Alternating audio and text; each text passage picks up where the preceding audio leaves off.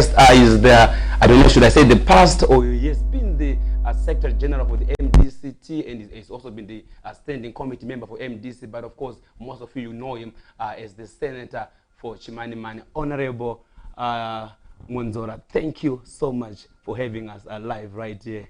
I would have wanted to do an actual handshake, but you know, we are just maintaining the social distance and all. But thank you for having us here.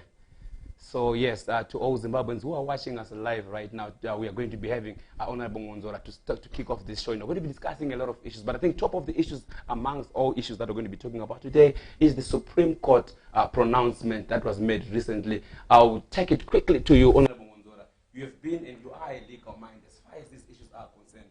What does the constitutional pronouncement mean to you as an individual and as well as a politician, and how do you interpret this for the benefit of our viewers? I think the decision by the Supreme Court is fairly simple, and it can be broken down as follows. First, the Supreme Court confirmed what the MDC constitution was.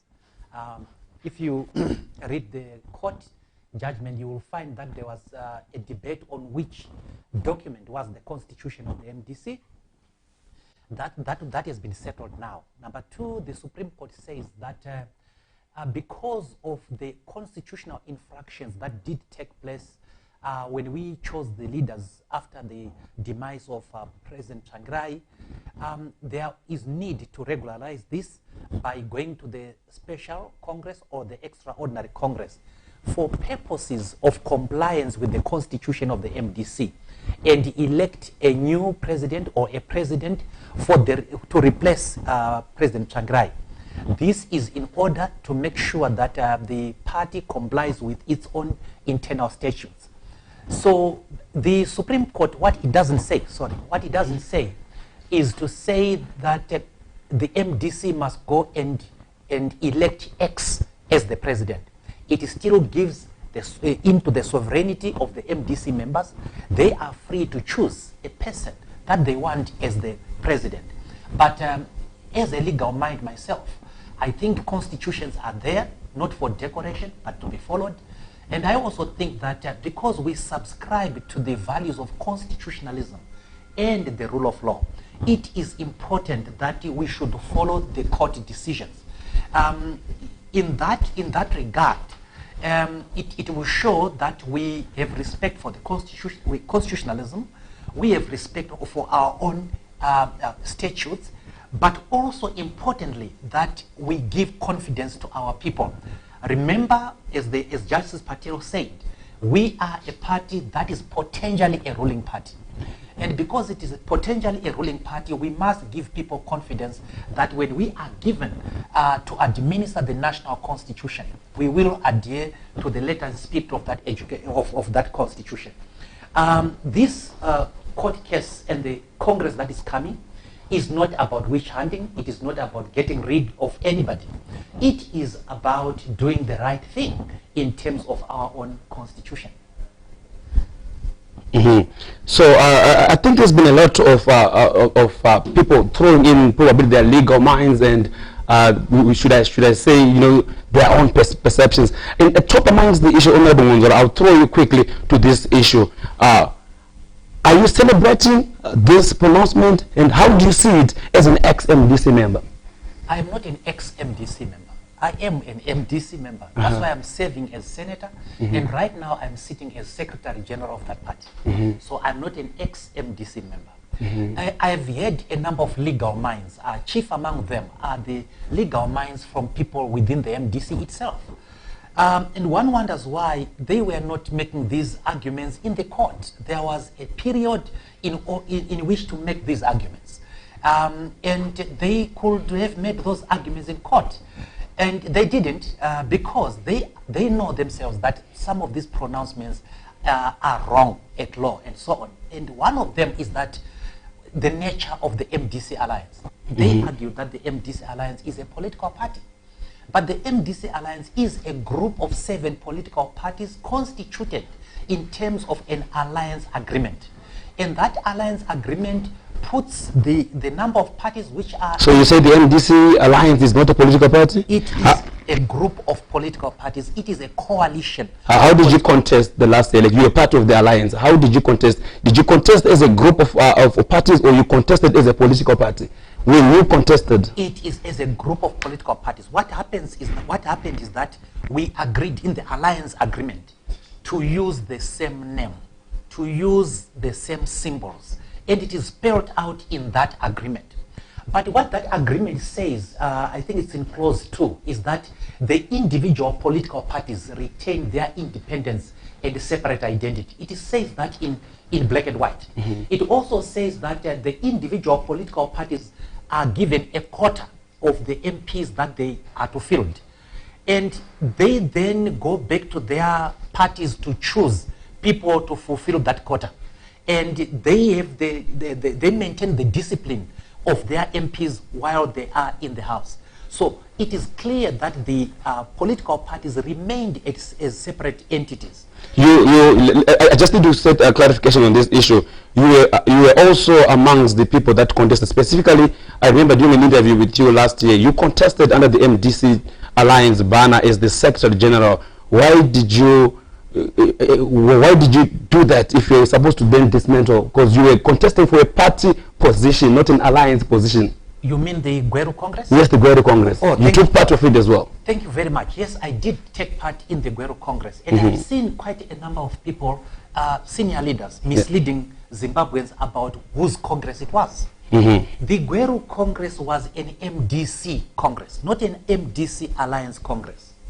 And that is why if you Google on internet and you look at the resolutions of that Congress, it is clear. It's written that these are MDC Congress resolutions. If it was an Alliance Congress, there was no need for Professor Walshman Ngcobe to dissolve his party and then join the MDC. And there would have been the presence of the 4 other alliance partners. That is the Transform Zimbabwe, ZANU Ndonga, Zimbabwe People First.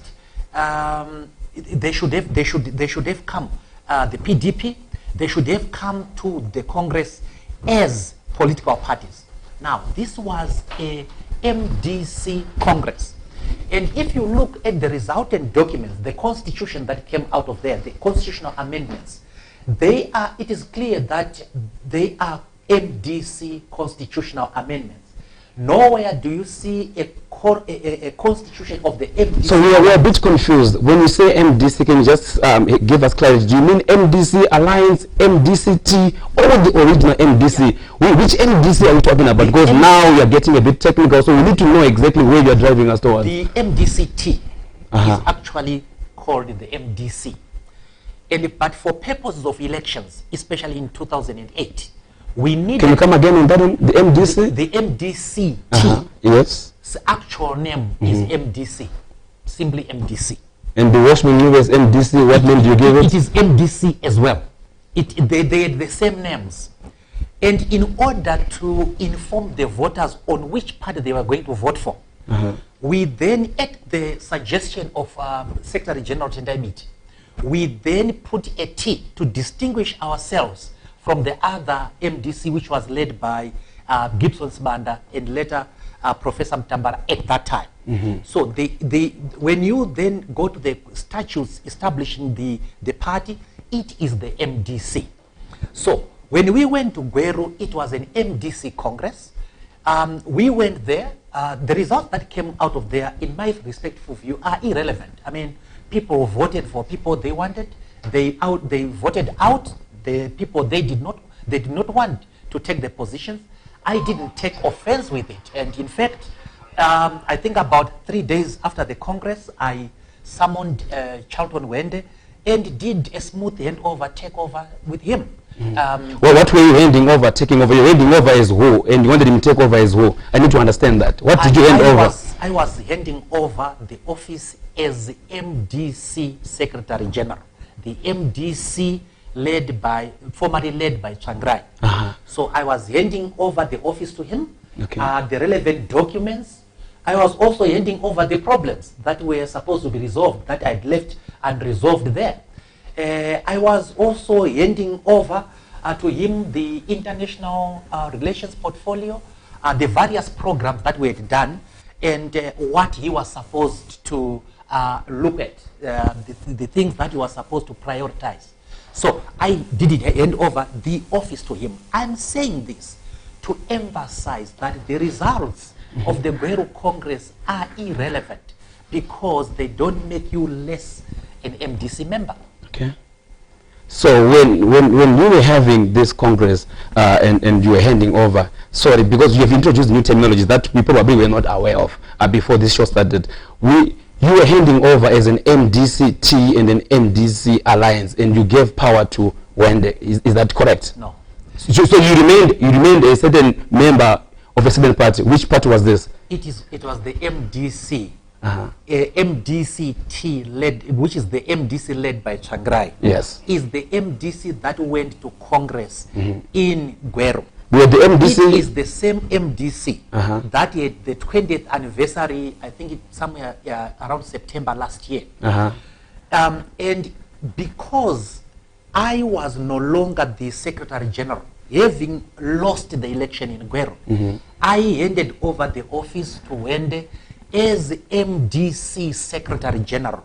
There is nothing called the MDC Alliance Secretary General. No.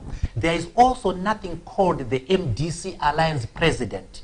The MDC Alliance, being a coalition of political parties, has a candidate, a presidential candidate, because it is made up of many presidents. In this case, there are 7 presidents, each one leading their political party. And they would agree among themselves who the presidential candidate was. So the MDC Alliance will have a candidate, a presidential candidate. So after agreeing on the presidential candidate, your narrative is, were they supposed to then dissolve and go back to their parties? My narrative is that the alliance agreement then stated what had to be done. Which was what? In terms of the alliance agreement, the duration of the alliance was twofold. First, if the parties formed a government, then they would constitute a coalition government. A coalition government is not a government made by one party. It is a government made by more than one parties. So the alliance agreement actually says we will then constitute a coalition agreement. In which case the alliance period extends to the 5 years tenure of that government. If the alliance did not form a government, the alliance fell away.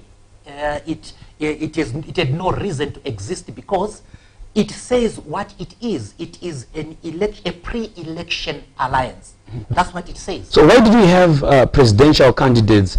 For example, I'll talk about Nube from an MDC, Tendai BT from PDP. How did these guys then occupy certain permanent positions, like a president of a certain party becoming a vice president of a certain party, and Welshman Nube also getting a party, if at all they did not then finally make a new party? Because I'm even understanding that you guys, you came together and you made a new animal that was called the MDC Alliance, which then became a new party, which you are denying. You were also going for a position as the Secretary General into this new political party. No. Are you not in that denial? Professor Mube dissolved his party, the MDC that he was heading, and rejoined the main MDC. How about Tendai BT and Job Scala? Job Scala had already come as far back as 2014, when Tendai BT broke from the main MDC. Regarding Tendai BT, his party still exists. The PDP still exists, and this time is being led by Lucia Matibenga. And at that time, the truth of the matter, in terms of the MDC constitution, they didn't qualify anyway. Because for you to stand for office, you must have been a member of the party for a continuous period of 5 years. A special dispensation was made for them, and they came in and they contested. That is an argument for another day. But they didn't contest as their individual political parties. Welshman Nube dissolved his party. So which other political party was there which remained which maintained their status quo as a political party, yet they are part of the MDC alliance. Just make us understand, which other political party did this? The PDP, the People's Democratic Party. Is it a matter of fact that Ndayibit admits that this party is still there, or you believe it's still there? Does he agree to that narrative that this party is still in existence, or it's your own understanding? Out of interest. The party exists, and how do we know that a party exists? Does it have a separate membership? Does it have a separate offices? Does it have a separate constitution? Does it have a separate leadership? And the answer in relation to the PDP is that it is yes. The PDP is not housed at 44 Nelson Mandela Avenue, which is Harvest House. Then the other party is called Transform Zimbabwe, headed by Mr. Jacob Garuvume. It is actually based in, their offices are in Hatfield. Then you have Zanundonga. Their offices, I'm not so sure, but you also have the Zimbabwe People First, led by Brigadier General Agrippa Mtambara. It is housed elsewhere. It has a separate constitution, a separate leadership. So did any one of these guys contest in the MDC Congress, or they didn't? The Guero Congress, all these other political leaders, except did you have any one of these guys you've mentioned who also contested during this? They did not contest in the Guero Congress. So can we say they were not part of the new political party? That's the narrative that I'm trying to understand. Let me explain to you, if I may. They did not, the four I'm talking about, they did not come and contest in the MDC Congress. Tendai Biti, Walshman Ngube, and the rest of the MDC went and contested as one party. And a party doesn't change its identity because somebody has rejoined it. It remains the same political party. So they came back home. That is why we were talking about the big tent philosophy. So they came and they contested as members of the party that had been there. But let me just stretch you a little bit. If we look at the argument by Professor Ngube, and I'm also told that Tendai Biti made the same argument, that at Guero, a new party was formed.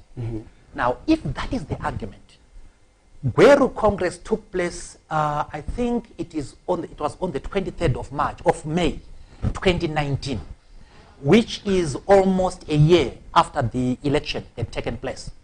And if a new political party was formed at Guero at that time, that means that political party has no members of parliament because it did not contest elections. Therefore, that argument is actually self-defeating.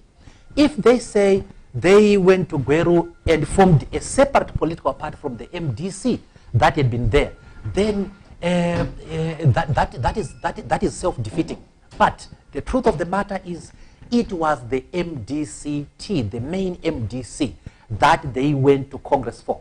And the documents say so.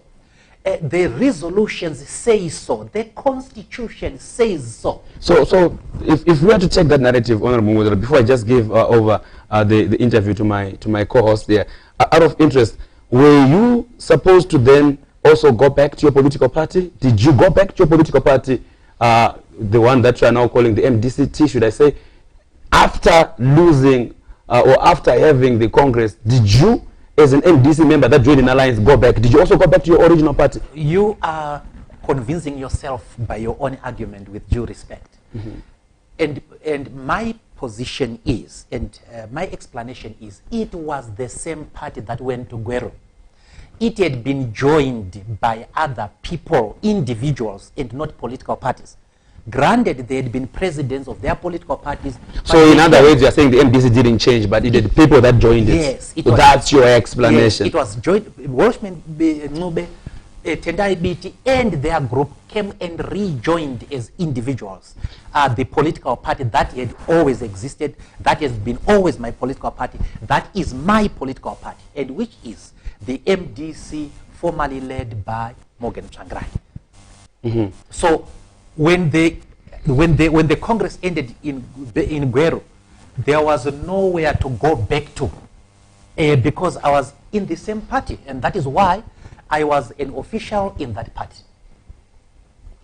Okay, I will just hand over to the co-host that we have here, so that at least we have a mutually balanced interview here. Yes, I guess my question would be that you said MDCA is not a political party, that it's a coalition. But then we have, it was recognized in the elections, yes, as a party. And then now the question is, why is all of this now coming out now, only after the elections, that it's not a political party? It has never been a political party, Madam. It has been a coalition of political parties. A political party has one constitution, it has one president or one leadership, one set of leadership. We had 7 sets of presidents and 7 sets of leadership constituting an alliance. Under Zimbabwean law, you can choose to contest election either as an individual, as an independent, as an individual, or as an individual political party. But you can decide to come together as more than one political parties for purposes of gaining as much advantage from the election as possible. That is why we formed a non-compete agreement. A non-compete agreement meant that if Walshman Ncube, for example, put a candidate in Magwegwe constituency, the other political parties were not going to put in Magwegwe constituency as well. So it was a non-compete political party. And if you look at the alliance agreement, Madam, you will discover that it is a duration. Now, if it is one political party, how does a political party have a duration that this agreement is going to last for 5 years? A political party exists ad infinitum. So this was a different entity made up of the 7 political parties. Mwonzora, just still on that issue, I know we have spoken a lot about this issue. We need to move on. I need to quickly just move you back in time to what you have said prior to this, when you say that you were contesting as an MDC alliance. I think maybe for the benefit of our viewers, I'll ask the crew behind the scenes to just quickly, if you can run this video, and then we get to watch it, so that we just have a bit of comments on this video, and then we'll come back to you shortly in the next few seconds. If you can just run this video for us, please. The MDC alliance is treated as a political party. It's a political formation, it's a political entity which is capable of contesting elections. We did that in order to go around the legal hurdle of whether we were a political party or not. So officially, yes, we are a political party. We are contesting as a political party called the MDC Alliance. And we think that that is sufficiently informative to the electorate. And their argument is that the party is now called the MDC Alliance. And of course, yeah, that's a quick interview that you had there. That was a press statement where you clearly say that the MDC Alliance is a political party. Are you not in conflicting of what you have said in that past? Because we've been seeing this doing rounds. If you can explain over that issue. Thank you very much. And thank you very much for giving me an opportunity to deal with this issue, hopefully once and for all. If you go to the first video that you talked about, there are 3 phrases that everybody is ignoring in my interview. And the first phrase, the first word is that it is an entity capable of contesting elections. Number 2, I talk about legal hurdles. Number 3, I talk about it being sufficiently informative to the voter. And I then say that it is contesting as a political party. That's where people are zeroing on. Let's just run this one more time again. I think let's just do it from the top so that we come and give you another right of full response. One more time, let's just run this video. Over to you. The MDC Alliance is treated as a political party. It's a political formation, it's a political entity which is capable of contesting elections. We did that in order to go around the legal hurdle of whether we were a political party or not. So officially, yes, we are a political party. We are contesting as a political party called the MDC Alliance. And we... Okay, so I think that's the part that many people are saying you are conflicting. You said, yes, we are a political party, and yes, we are contesting as a political party. That's the area of contention. Yes. I think we've played this twice for clarity purposes. Yes. You said you are a political party, and you are contesting as a political party. Did you say this when it suited you the most, or you are now changing the narrative just to make it clear to our viewers? Yeah, to make it clear to the viewers, one must never take a phrase out of context. One must look at the surrounding phrases. And I talk about that there is an entity called MDC Alliance. And we want to go around legal hurdles. And I then goes on to say that we hope this is sufficiently informative. In describing the MDC as a political party in that interview, I qualified it. I qualified it by the words entity, the need to go around the legal hurdle, and the need to sufficiently inform the voter. How do you sufficiently inform the voter? On the ballot paper, they have a space where they say political party. They don't have a space where they say political party or independent or alliance. Now, on that section meant for political parties to describe what entity it was, it would be written MDC Alliance. So I was telling the voter that when the voter is looking at the ballot paper and goes to that section of political parties, they will find MDC written as MDC Alliance. It was for purposes of informing the voter. Okay. But what is important, sir, is that what do the documents that constitute the alliance say it is? That is the most important. It says it is a group of political parties. That's what it says. It says, number two, that the parties in it are independent and separate. It goes on to say that they appoint their own MPs. It goes on to say that while they are in parliament, each one of them will have their own separate chief whips. Now, and then it goes on to say this agreement will last only for so much. Now, that clearly shows that this is not one entity. Okay, I'll cut you short. Sorry.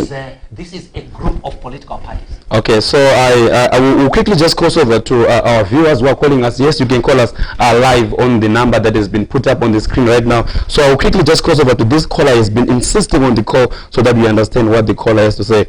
Caller, welcome to our Technic TV live show here. What is your name, sir? Or ma'am?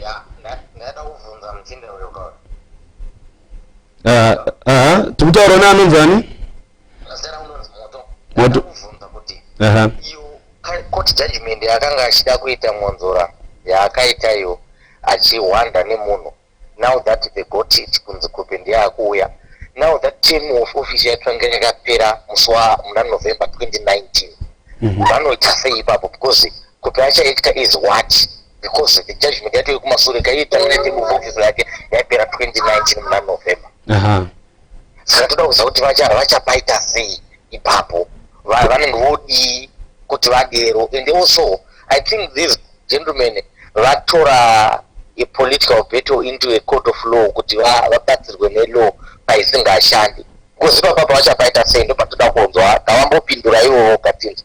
Okay, thank you so much for your call. I'm sure Mwonzora vanga vakateerera pamanga muchibvunza mubvunzo wenyu, and yes, you can still call us through on the numbers that we have here. I think we'll allow Honorable Mwonzora to finish his statement, and then as well we'll give him time to respond to all your callers. So back to you. Oh, thank you very much. Doda kutenda nemuteereri abvunza mubvunzo wakanaka chaizvo. Asirega nditi handisini ndakaenda kukoti naye muteereri. Munhu akaenda kukoti anonzi Elias Mashavira. Akaenda kukoti munhu ane pfungwa dzakakwana. He is the organizing secretary for Gokwe district for the MDC. And he was one of the best friends of the late Mojongwe. He is a very politically conscious person. When he was not happy with what had gone on in the MDC, he sued the party. And the other leaders. So he sued. The first respondent was the MDC as a party. The second respondent was Nelson Chamisa. The third respondent was Elias Muzuri. The fourth respondent was Thokozani Kupe. The fifth respondent was Douglas Mwonzora. The sixth respondent was Morgan Comich. So we were sued. I was one of the people who were sued by Elias Mashawere. I couldn't have gone to court to sue myself. And when President Chamisa did not succeed ku High Court, he went to the Supreme Court. And he went, he was the first appellant was the MDC, the second appellant was Chamisa, the third appellant was Morgan Comich. The respondents were myself, Mudzuri, and Kupe, and Mashawira. How did you become a respondent on a case that you were being sued? It was the incompetency of the lawyers who handled that matter. And you will see that when I went and complained to the lawyer, how do I suddenly become a respondent again? And the lawyer left it like that. But when we went to court, you will have noticed, if you were following the case, that the party and Honorable Chamisa and Morgan Comich then withdrew the case against me as a respondent.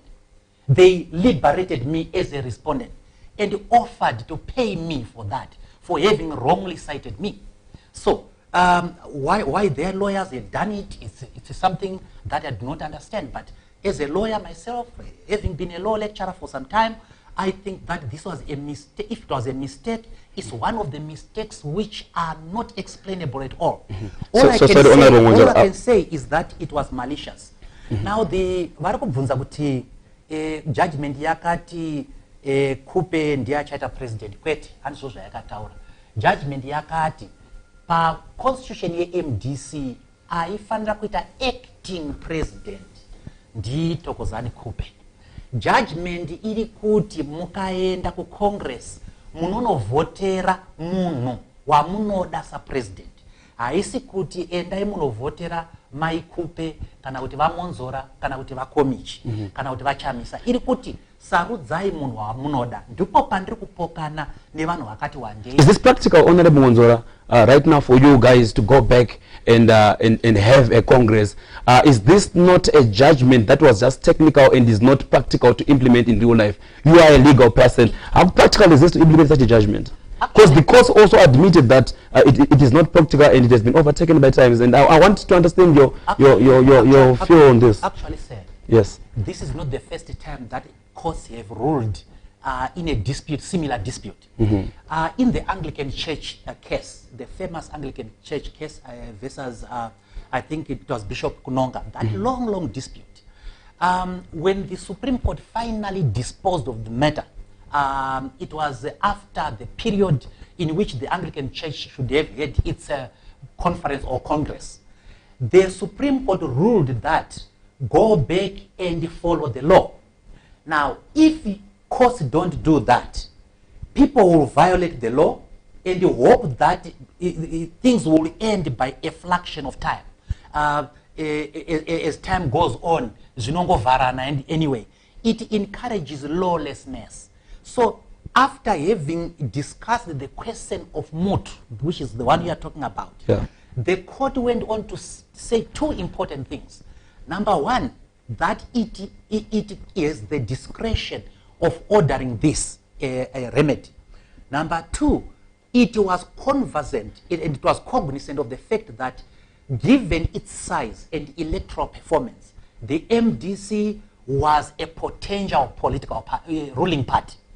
And therefore, it had to convince the people of Zimbabwe that it was capable of following its own statutes. Is it possible to do that, to go back in time? And if you are to go back in time, who is still there in that old time? Because we need to understand, many people may have left the last setup that we had. You are using the word may.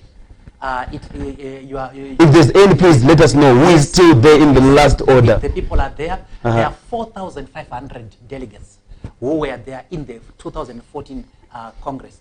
And my office does have their details. Besides you as the Secretary General, who else is there in the leadership structure as far as the old leadership structure existed? Who else? Everyone, a number of people. If you may please kindly name them. Yes. So that we see if you're going back, you are going back with who to that structure. No. You see, your question then becomes wrong, because it then suggests that I have a certain dealing with the members concerned. But if you want to look at the National Standing Committee, for example, made up of 15 people, everybody except Changirai is still alive. Everybody is still there. Sorry, everybody except Morgan Changirai and Tamsang Mahyang, who unfortunately died. Everybody else is there. So 13 members of the old standing committee do exist and are there, serving in various capacities. For example, Lynette Kore is serving as a vice president. I am serving as a deputy secretary for international relations. So the people are still there. The national executive members, they are still there. The national council members are still there. The ward chairpersons who constitute the bulk of the people who go for Congress, as Congress delegates, they are still there. So I don't know where these people who say that it is impossible and that those people don't exist are getting this from. We did not have a pandemic which killed those 4,500 people. Those people are still there. So if you are to reconstitute that, it is possible to do that.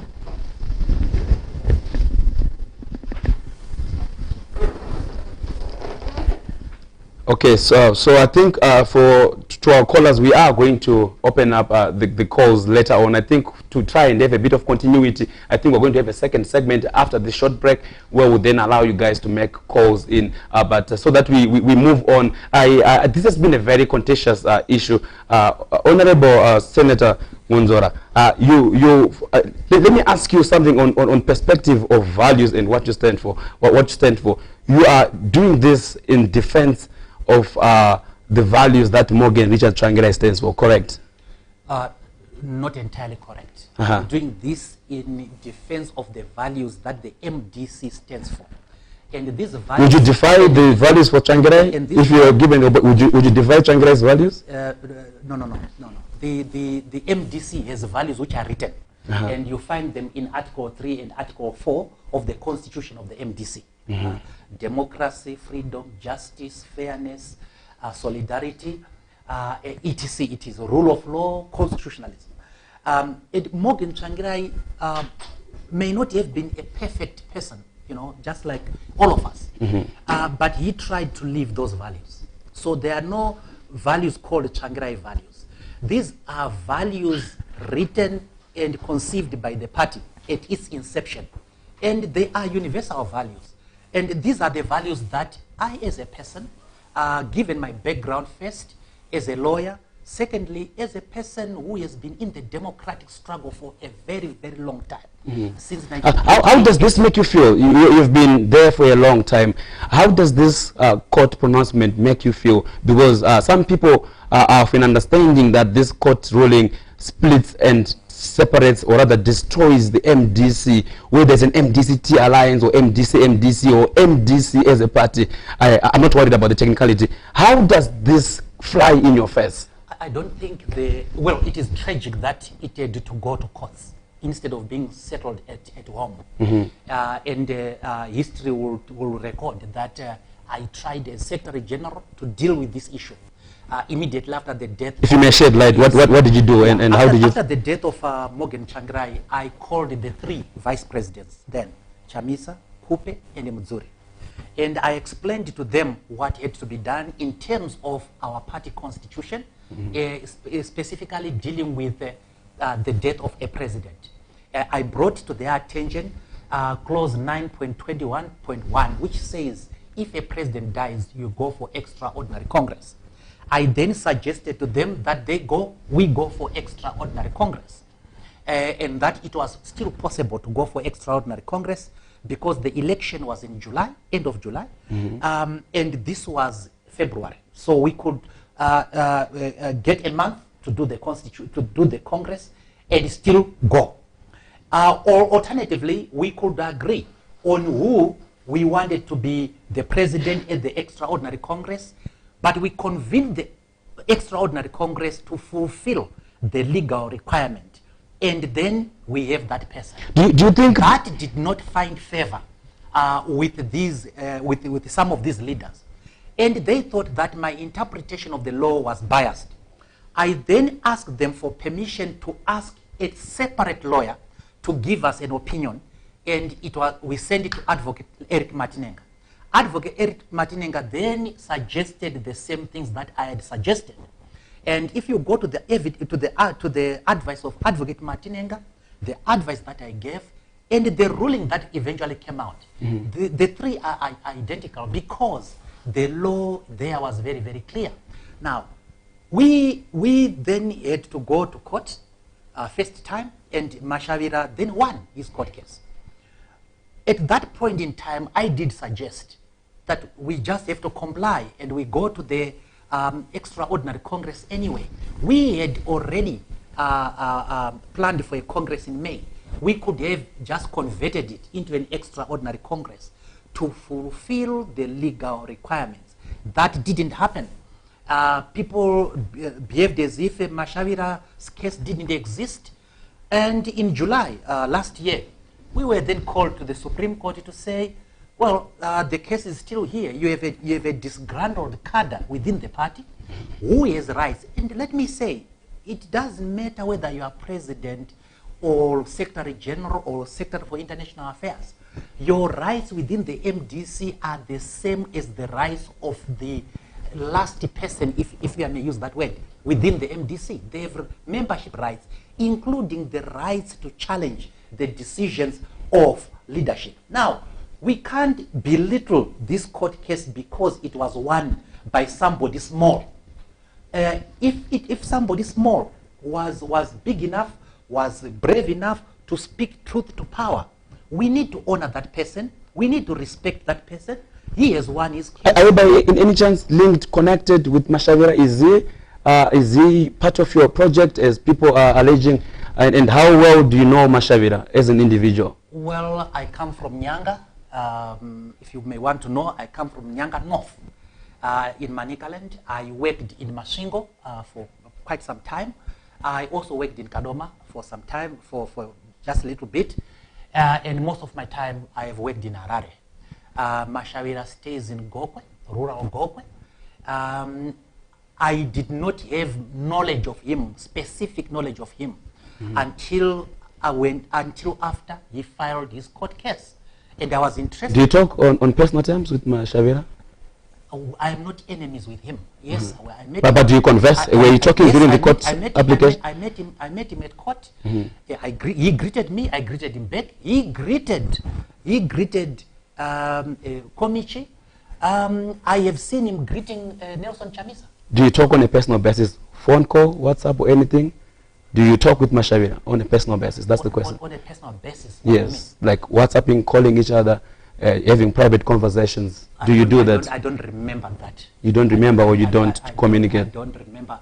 I don't remember talking to Mashavira on a personal basis. I don't remember whether at one time he WhatsApp sending you a WhatsApp or anything. Yeah, because if you were to open my phone, you find 86,000 messages. Party cadres do converse with their leaders. I know that, and I can't say that I have not talked to him. But to specifically, so how did you treat him then, Mashavira? The issue is he is not my friend. He is not my acquaintance. He is not my comrade. He is not part of any project that I have. I have quite a number of projects. But in politics, they say a friend of your enemy is your friend. He is a political cadre in the MDC who has rights and who has won against big people.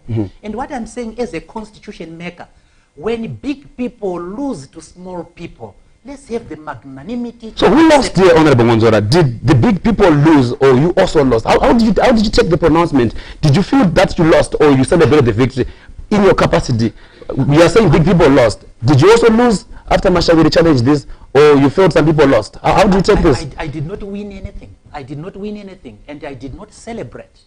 Now, what happened is, after the court case, I was interviewed. I was asked by the press on what my opinion was. And my opinion was very simple.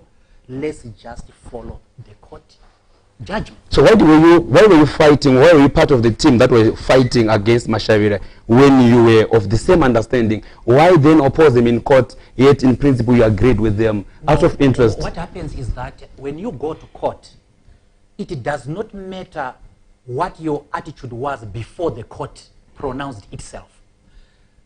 I can go to court and make my argument. If it doesn't succeed and the court makes a judgment, responsible people must obey court orders. And especially looking at our values of constitutionalism, rule of law. Rule of law means obeying the law. How did you feel before the court pronouncement as an individual? How did you feel about it was tragic that the party leadership had let it go that far. And I felt that my prediction was coming to pass, because I did predict that if this case goes to court, we would lose. This is not the first time. I have predicted a number of court battles to say, please, let's not go to court on this. Okay. I've been overruled and I've been proven right. I am a very, very experienced lawyer, and in my younger days, I did challenge the constitutionality of the Political Parties Finances Act at the age of 27. I won that case in the Supreme Court, which was the constitutional court then. In 1995, again, young, I think I was at the age of, I think it was 25, I took the government to court to try to stop the presidential election because I felt that the Electoral Act was unfair. So I am a prisoner of conscience. I am a slave of the requirement for justice. I abhor injustice. I abhor trembling the rights of other people underfoot. I abhor belittling people because of their station in life, even where those people have won court cases. That is tragic and that is wrong. So when you went into the court, you were against fighting or opposing the whole court process as an individual. You were not for it in the first place. I was against going to court. I was against the matter being taken to court in the first place. I was against leaders leaving this matter into court. Now, people think that you gain things by fighting every time. But you can gain quite a lot by compromising, by conceding. If you are in the wrong, and you say, okay, my brother, I don't think I was right. It is not a sign of weakness to do that. Now, people let this thing degenerate into the courts, and for me, it was tragic. And when I made my comment, the reaction by my comrades, the reaction by some people was so intolerant and brutal. People feel that you sold out during your acceptance of the status quo. If I may ask you a question, selling out by suggesting that a court case, a court judgment be followed. Do you think the court judgment was fair and was just as a MDC member and as a lawyer? Can you respond as an MDC member? Do you feel that the court judgment was fair?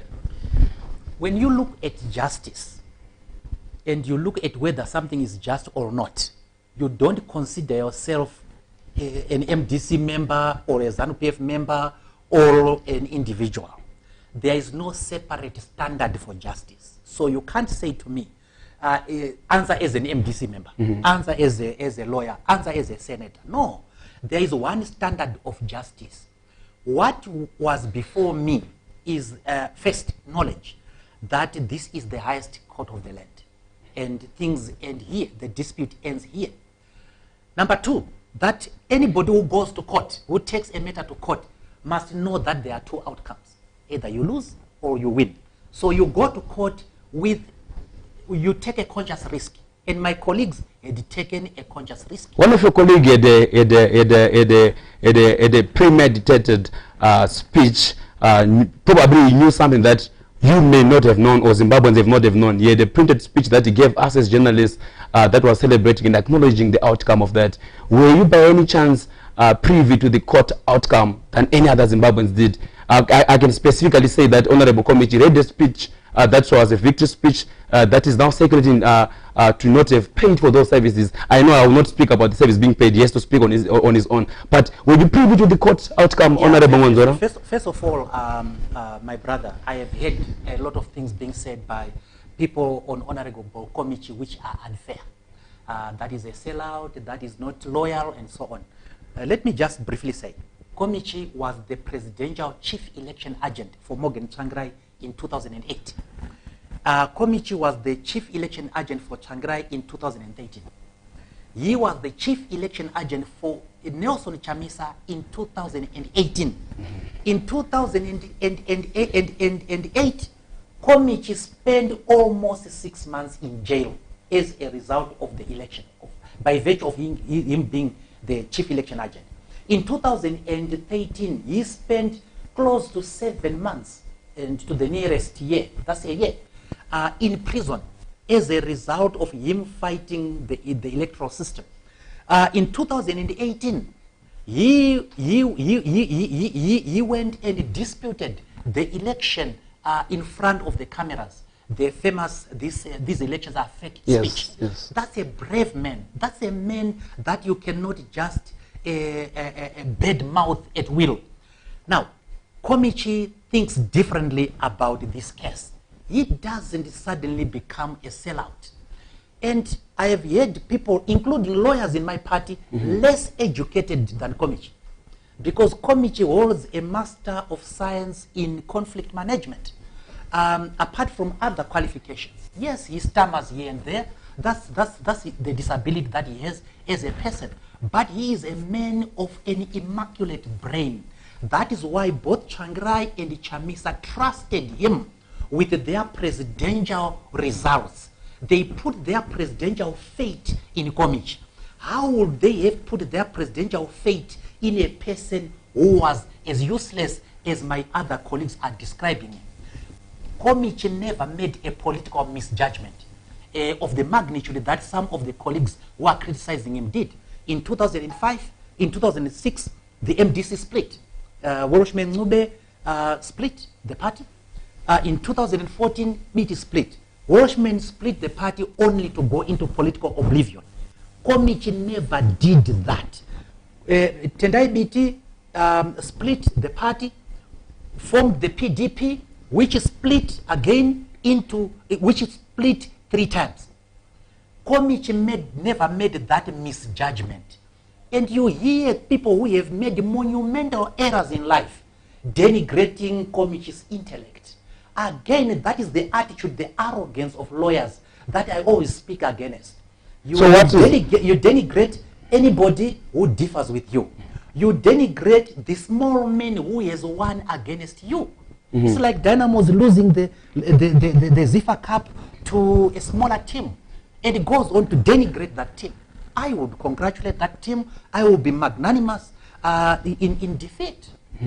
How then, I'm sorry, I'm asking you a question on behalf of Committee, because you seem to know more and you've done enough justice to defend this position. If you ask me about Nelson Chamisa, I would fill an encyclopedia. If you ask me about Tendai BT, I would tell you. I'll definitely do that. Yes, I'll definitely do that. I'll ask you about Nelson Chamisa after the short break, but just before we go to the break, in your understanding, people are saying that Committee has been a very loyal member of the MDC, but because he lost the Congress, it doesn't feel like it has any hope for political space in Zimbabwe, and he has decided to sell out the struggle and has been paid off. How do you respond to this? Because I get worried when people use G40 language, like selling out and so on. You know, the language that they used to use during the war. Yeah. It betrays where the diction is coming from. You know, somebody who disagrees with you is not selling out. For example, in this case, you know, the whole issue in the MDC is, do we follow the court judgment or do we ignore it? Okay, that's the question. And myself, Committee, and other people are saying, guys, let's follow the decision of the highest court of the land. Other people are saying let's ignore it. And you feel you are right in so doing, legally? History will absolve me.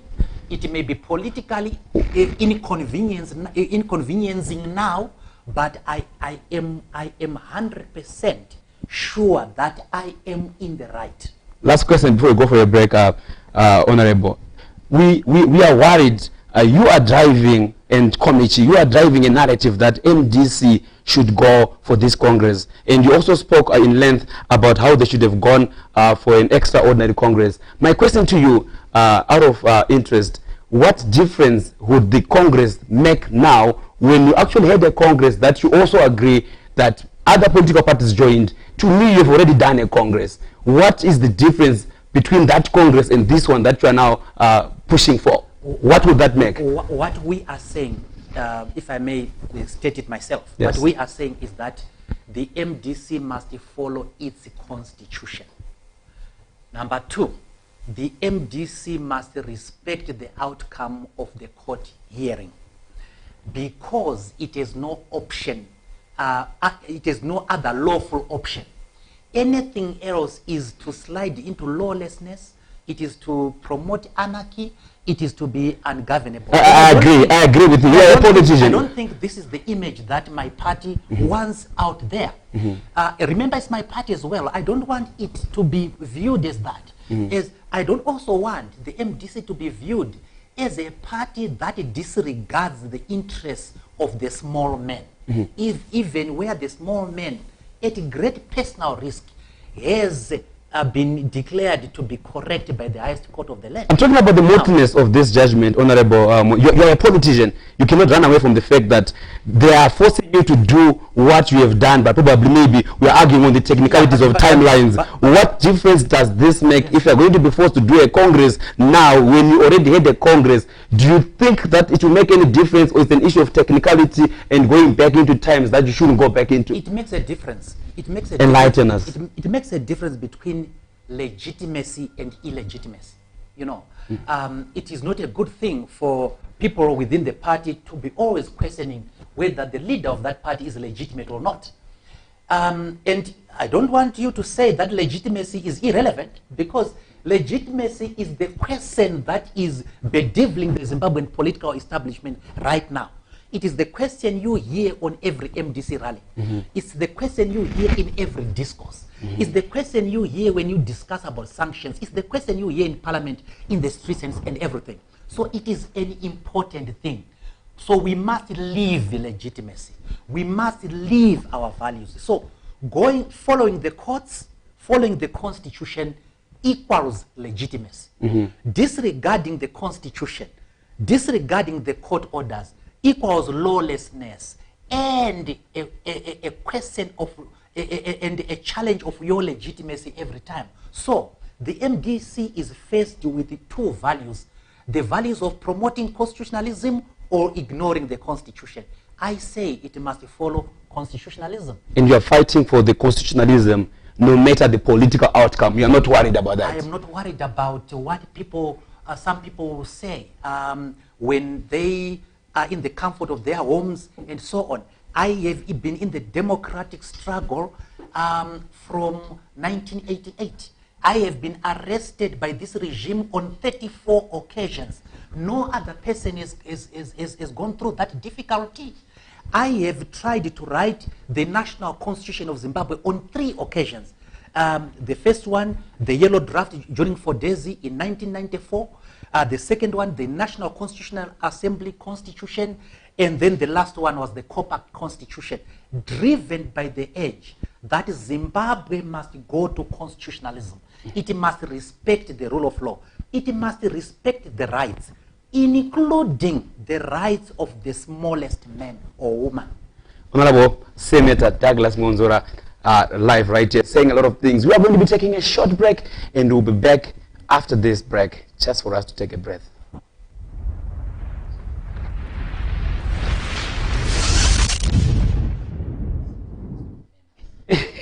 You're too quiet. Where is so quiet?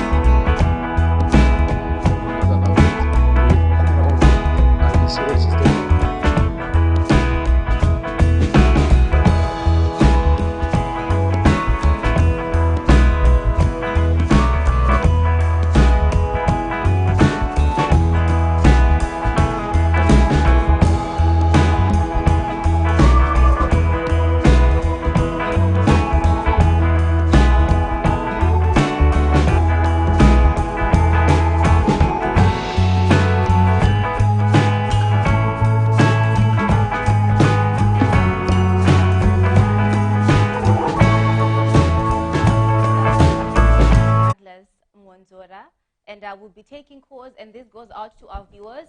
Please, let's not use foul language. Let's not be rude as we take these calls.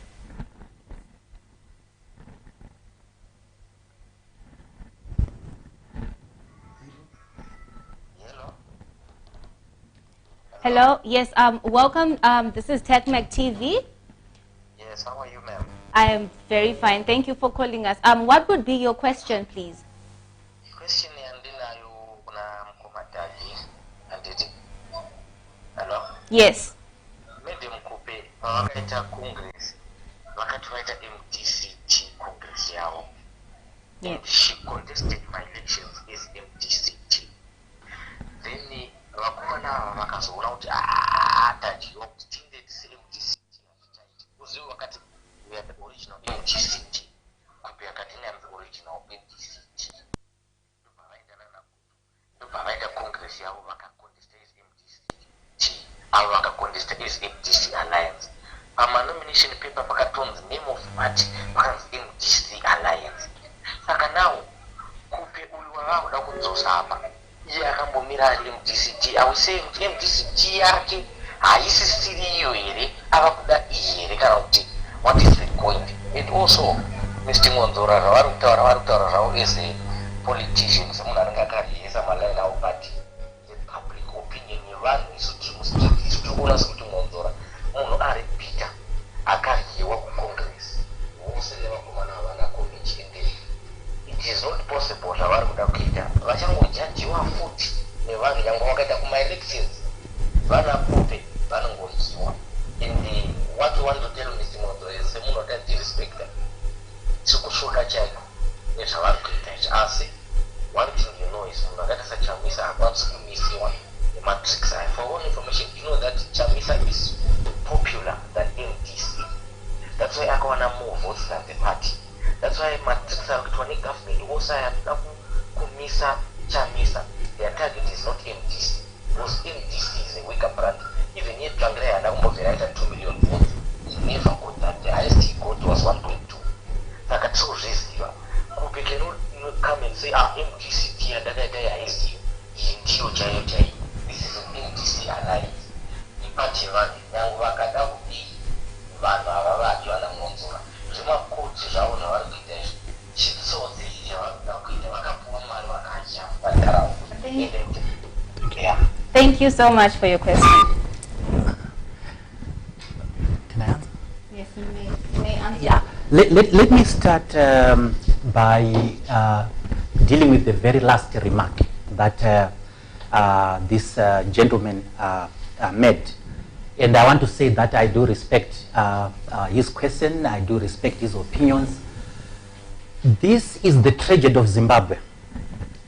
For a person to think differently, they don't have to have been bought by anybody. I have been a lawyer for close to 30 years. I was a law lecturer for 18 years. I have been in the political arena since 1988 at much personal difficulty to myself. To hold an opinion is not because somebody has given me an incentive. And as I said, I am a legal practitioner and a senator with the Republic of Zimbabwe, and we do get paid there, and so on. So to hold a different opinion is not selling out, because if we don't encourage people holding separate different opinions in a political party, we will not tolerate people holding different opinions in a country. And that state of affairs is called dictatorship or totalitarianism. And that is what we have been fighting since 2000, since 1999 when the MDC was formed. There is no intention by anyone to go against Nelson Chamisa, to deal with his political fortunes. Hatisi kuti isu vaChamisa vabviswe sapresident weMDC. Tiri kuti isu ngazviende kukongresi sekutaurwa kwaitwa nebato voonekwa vachamisa somunhu anoteedzera bumbiro remutemo webato rake, voonekwa zvakare somunhu anoteedzera zvinotaura matare emunyika make. Izvo zvinoita kuti vanhu vachavhota, ende hakuvhotiwi nevanhu veMDC chete, kunovhotewa nevamwe vemapato mamwe vanogona kutovhotera mupresident webato redu, vanofanira kufila safe. Saka isusu tiri kuti handei kunoita zvakataurwa nedare iro, tisaite zvakaita Mugabe aita akadyiwa mukoti over anoita izvozvo zvarambidzwa nekoti zvacho izvozvo, so people will not have any protection. So tiri kuti isusu ngatiteedzere mutemo wedu. Kupolitics kune chatinoti brand rinoreva, rataurwa naMukoma, rinoreva kuti kana tichitarisa mutungamiri kana vatungamiri kana party, tinenge tichiona chii? Tinenge tichiona vanhu vanoteedzera mitemo yavo here kana vanhu vanozvidza mitemo yacho? So ini ndinofunga kuti kune vanhu vanoita senge vanoda vachamisa chaizvo, they are not helping him, vari kuvadebranda, vari kuisa kuti vachamise vaite somunhu asingadi kupikiswa, vari kuti vachamise vaite semunhu uya wekuti akanzwa kuti ningi afunga zvaasingafungiwo iye, munhu iyeye atova mhandu. Handifungi kuti ndizvo zvinomirira Nelson Chamisa sokumuziva kwandinoita ini. Saka nyaya iripo ndeyekuti toteedzera here bumbiro remutemo, toteedzera here zvatongwa nedare kana kuti kwete. Hatina kumbobvira tati taakudzosa maikupe isu. Dare chete ndo rakati pamutemo weMDC pakaitika mafactions maviri, faction yairidwa naChamisa nefaction yairidwa naKupe, ndo mataurire maonero akaita court. Naizvozvo court yakaita disregard macongress ese akaitwa separately, ikati itai congress yenyu mese. Ndochida kuenda hangu pekupedzisira pekuti hamudiwi nevanhu, hamudi aiwa Mukoma, hamuna census yamati maita, hamuna election yamati maita. Kune vanhuwo vari kutifonera, vari kuti tadini kungoteedzera mitemo yacho. Ndinoziva kuti kune vamwe vanhu vanofarira vachamisa chaizvo, vari kuvafonera kuti chingoteedzerai court judgment yacho, zvinhu zvingopera, togadzirira 2018 election. Tinoramba tichititi isusu ED is illegitimate. Do argument yatiri kuita isusu. And I agree with that the way the manner this election was held, the 2018 election, leaves a lot to be desired. Tine argument iyo. But why do people who purport to be Chamisa's friends, why do they want him to have the legitimate questions to his leadership? Ishamwari rudzii idzodzo. Isusu kwedu kuchimanyika uko, anokutaurira chokwadi ndiye shamwari wako chaiye. Anongotaurira president zvanoda kunzwa ndiwo atinoti political psychophants. Ndiwo vanhu vanouraya munhu ivavo, vanomusekerera pano, womutaurira vachifunga ndo zvanoda kunzwa, kuuraya mutungamiri ikoko. Isu tiri nane nokuti tinomutaurira chokwadi kuti Chamisa, shamwari, teedzera zvataurwa nedare izvi. Woenda ndinofunga inini kuti vachamisa vane a big following within the MDC. Vanhu ivavo vanongomobilizwa ka, woenda ungonovhota. Chizonuziwa ipapo chi. On that, Honorable Mwonzora, would you think otherwise, if I may just ask you a more direct question? Should the MDC listen and follow the Supreme Court judgment? Do you think that there could be a certain possibility, and what are such chances that Chamisa would not win the election? Well, I wouldn't know. I can't speculate. I wouldn't know. But what I can tell you is that he has such a good following within the party. And I do not understand. You don't refuse to go to Congress, by the way, because pane possibility of Jigiwa. No, that's not my question. My question is, I'm asking you your understanding. Your understanding, do you think you would lose or you may lose? Or there are such chances? Kune wakato taura pane imwe interview. It was another separate interview. Vachiti aiwa ko tikaenda Congress vakazoruza. Atiregedze kuenda ku election because kune possibility iyoyo. And that would be undemocratic. Ukafungiro Kenya muzunzo wangu ndakudzogora munofunga kuti vachamisa pane machances here kuti vangangoruza vakati hongu ngatidzosere ngatidzokere ku Congress. I don't see inini Sir Douglas Mwonzora ndakamira panapa what Chamisa has to fear going to this Congress. Honorable Mwonzora, you're not answering my question, you're answering your question. My question was, do you think there are chances that Nelson Chamisa can lose the election should he go on Congress? Your understanding as a politician. Well, let me be honest with you. Everything will depend on the circumstances that exist at that time. Remember, my brother, the election is not being held today now. It is going to be held within 3 months, let's say 3 months from here, or even more. The circumstances then is too remote for us to know. But looking at the support he commands within the party, I do not understand what the misapprehension about the going to Congress is. Okay, the horses they've left on that, they've bolted on that part already. I wanted to just understand the political implication of this, not the legal one. I've moved from the legal. I'm trying to move to the political one with you. So please walk with me. Let's go to the political scenario here with me. So the second question is, would you think, or who would you think would also come, or maybe come in as a competent or competitor to Nelson Chamisa? And more directly, would you throw in your hat as well should you go to the Congress? Would you throw in your hat as an MD, as a president for this Congress? Would you do that? Two questions. So yes. let's segregate them. Yeah. The first one is there any competent person who may challenge Nelson Chamisa? I think on that note, the MDC is full of talented people, and it will be belittling them to say that there are no competent people within the MDC. There are thousands of them, I think, who are competent. Will they want to challenge Nelson? That will be up to them, and so on. No one has said to me, as far as I know, nobody has said to me that they want to go and contest. I have not heard most of my friends within the MDC saying that. Similarly, Chamisa himself has not said that he wants to come and contest also. So it may be too early to say. Now, Douglas Mwonzora, does he fancy himself as president of the MDC? Yeah. No. Should you go to Congress, are you going to contest as a candidate for presidency? Well, if the Congress was today, the answer is no. If the Congress is going to come in the next 3-4 months, do you harbor any, within this year or within this Congress, do you harbor political ambitions to become the MDC president? I don't think so.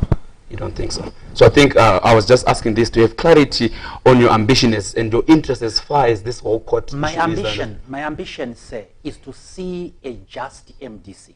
An MDC that follows its rules. Whether I am its president or I am not, doesn't matter. This party stands for values. We must be a party that stands for something. Fairness, justice, equality, rule of law, democracy, constitutionalism. That's all I want. That's why for the past years I have been fighting for democracy in this country.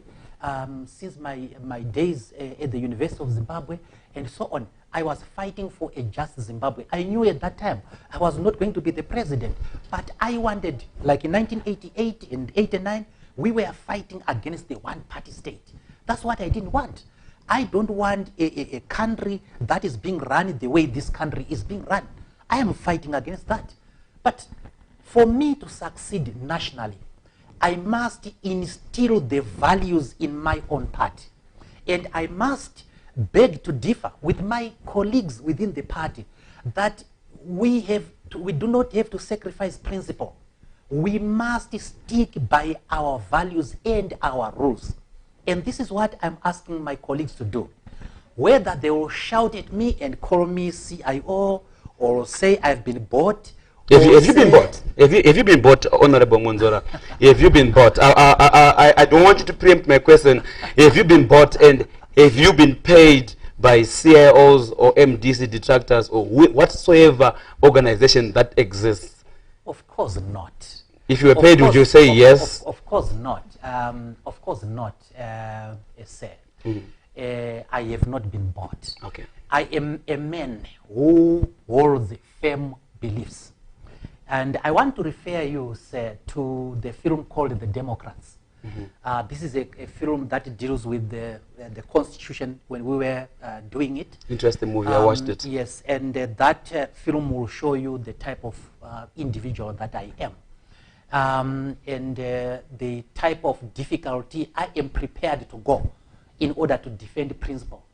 Even if it means everyone in this country is going to label me this and that. As long as I am not selling out on principle, constitutionalism, rule of law, democracy, following your own rules, fairness, respect for the common man. But how does that, how does that make you feel as a politician when you are fighting for those values? I also agree with these are very strong values. How does that portray you as a politician when fighting for the same values then destroys the party that you stand for? Where does that put you? It makes me a true politician. It makes me a real person with real values. These values are timeless. They are not dependent on what is happening in the country. They are not dependent on what is convenient. I would love to have a whiskey with my friends within the MDC. Some of them won't because they think I have taken a position that may expose them. I would want to live a normal life with them. But if this is the cost of standing for what is right, I am willing to pay that cost. Just before we pick up calls, we are going to be opening up calls. I know many of you have been calling in since we started, so please let's allow us to digress on these issues. Then we'll go into the moment of calling calls. So to all those guys who are calling us now, would you please kindly stop calling? We are going to be opening up our calls. We are here for you in the next few minutes. Then we close the show. Probably maybe this is one of my very last questions before we cross over to the show. Honorable Mwonzora, I just want to ask on these issues of you being labeled a sellout. Do you think that you still have, or you do have, a political future as far as the MDC is concerned? Are you going to be contesting or running in future? How do you see yourself, and how would you respond to general perceptions that are going around that are alleging that you have lost the last Congress and you have seen that you are no longer fit for the political office in MDC, and you have now been bought out because you no longer represent MDC, and you have also agreed that you have lost elections mainly because of the last Congress. People did not find you favorable, and you have lost political will, and you are now vulnerable to selling out and being bought to drive agenda of other political parties. How do you respond to this narrative? Well, remember, I am a lawyer, and I've been a lawyer for, as I said, close to 30 years now. And one thing I can tell you as a lawyer is that I don't win my cases, all of them. I don't win all of my cases every time. You win some, you lose some. In a democracy like the MDC, you go to Congress, and by the way, I have won Congresses before. In 2011, I was coming from prison when I won the Congress. 10 days after being released from prison, I went and contested the Congress, and I won by 1,600 votes. In 2014, I was running against Nelson then. I had one nomination out of 12. He had 11 out of 12. And when we were joking to each other, I said to him I was going to beat him by 1,000 votes. I went on to beat him by 859 votes, 141 votes shy of my prediction. That's a winner. People say you're very good at that. But a winner also knows what to lose is like. And when I lost the election in Gweru, I congratulated the winner. I called the winner, and I did a smooth handover, takeover. It's never personal. And it's not true that I'm not in the MDC leadership. I sit in the standing committee of the MDC leadership. I am the senator in the MDC. And it happens that I have some expertise that this party wants. And let me just say, at the age of 27, I argued the Political Parties Finances Act, a case, in 1997. And I won that case. This is the case which has resulted in MDC getting money from the government every year, ever since it has been formed. So I have made my contribution to the democratic struggle. I still am very mentally alert. I am able to contribute to the struggle. You don't contribute to the struggle simply because you are the top leader there. That is a mistake. And it's not a matter of life and death, not being a leader within the MDC. And those people who think I'm unpopular within the MDC, let them subject me to an election within the MDC. And the people will speak. And I can tell you that I may not win against anybody, but I will have a sizable number of votes, because quite a number. How did you feel about the Congress results for the last the elective Congress in Guero? How do you feel about the results? You lost that Congress. How did you feel about it? Well, and what does that reflect? Well, it was never my Congress. You know, it was not my Congress, and I didn't win it. I didn't do well. Well, what wasn't your Congress? I need to understand. You are a technical person when you speak. I need to understand. When you say it was not my Congress, it's like boxing. Today it was not my fight. Okay, it wasn't your day. It was not my match. Okay. So it was not my Congress. I didn't do it right. My colleagues resorted to the tactics that they resorted to. I'm not about to complain about that, because for every wrong tactic, there must be a counter tactic. So I should have thought about the counter tactic and so on. So losing an election in Guero to an MDC person. I didn't lose an election in Guero to a ZANU-PF person. I lost to an MDC person who also wanted as much as myself to win. So I felt like a good football player who have lost the match. They wish the other team well, and they shake hands. They go, they have a beer together. Charlton went and myself went and had a few drinks together. And as I said, I am in the leadership of the MDC. Okay, so I think we are going to be taking callers straight away so that we get to speak with our viewers. We have just lost that one. Okay, I think you've got another one there.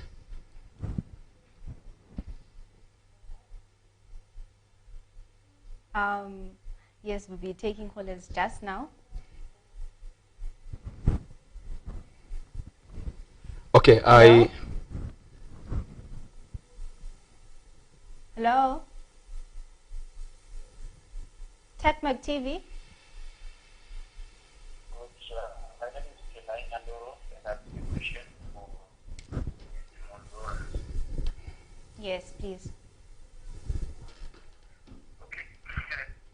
Basically, what I was saying, I think it's like for you as a Democrat, as a law lecturer, and I've listened to about 3 or 4 interviews that you've done after the Supreme Court.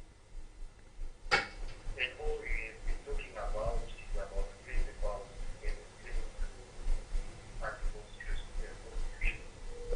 So my question is, of like that, when you did agree 2019 is the right program, why did you participate in that program if you principle? That's my question.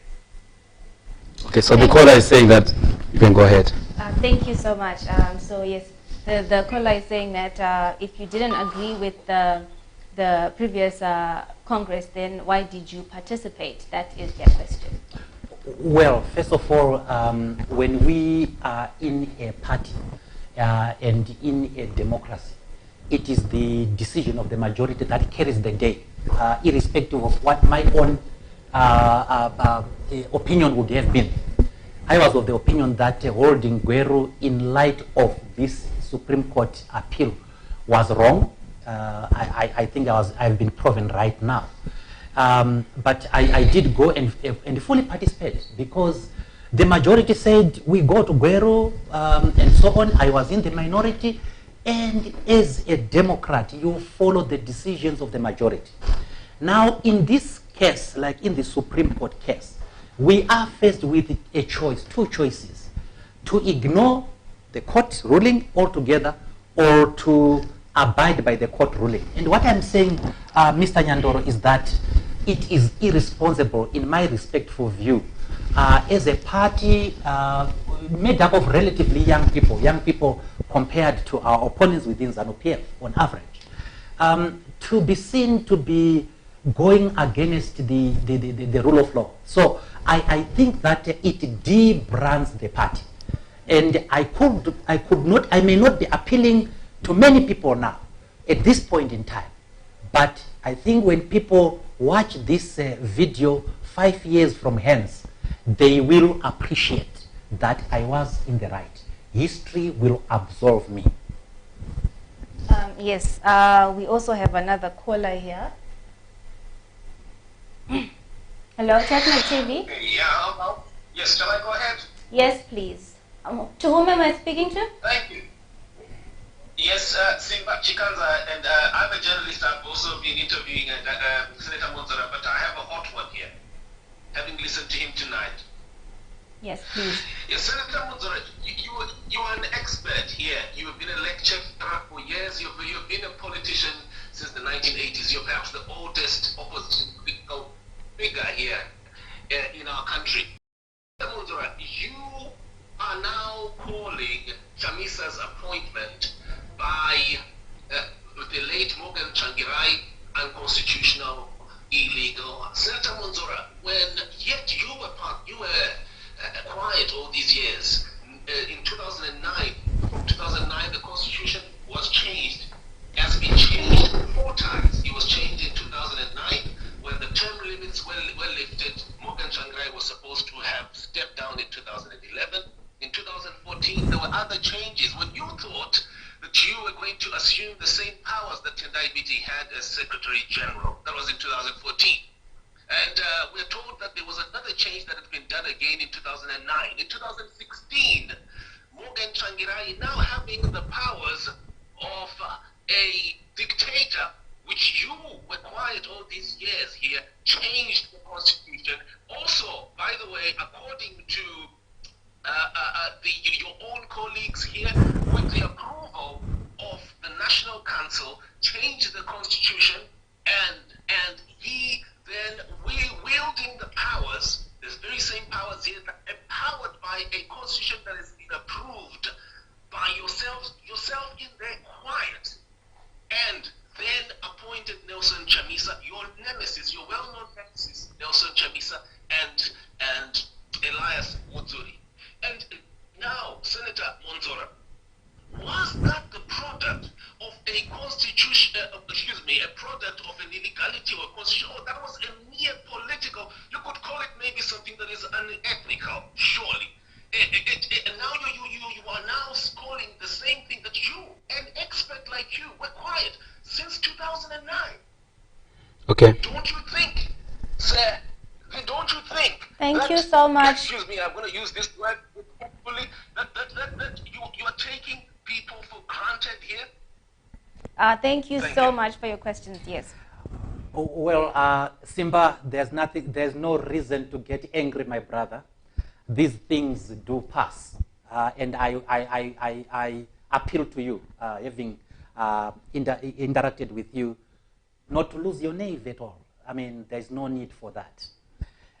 You confuse me a little bit because of the way you state your dates. You say 2014, then you go to 2009, then you go to 2016. You refer to a constitutional amendment in 2009. I am not very sure about what that constitutional amendment was. But what I can tell you is that in 2009, the MDC did not have a Congress. It had a Congress in 2011. And I am unaware of the constitutional amendment you are referring to. Certainly, there was no constitutional amendment in 2009. In 2014, there were constitutional amendments, I think, which dealt with the power of the president to appoint deputies to officers of Congress. And the power to appoint the Secretary for Elections. Yes, those powers were there. And as the court has ruled, the deputy president of a party is elected at Congress, and therefore is not a deputy to an officer of Congress in the sense of that clause.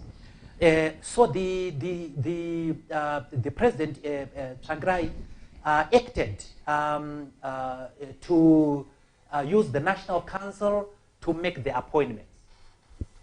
Now, the debates that happened within the party, I don't want to share with you now. I want to assure you that I did raise a few issues about the constitution within the party. So I wasn't quiet, Simba. I actually shared my expertise. In 2018, when the President Tsvangirai died and the party was faced with what to do, as an expert, I shared my expertise. Whether people took my expertise or not is another issue. It is not me, Douglas Mwonzora, who declared the election of Nelson Chamisa by the National Council unconstitutional. It's not me.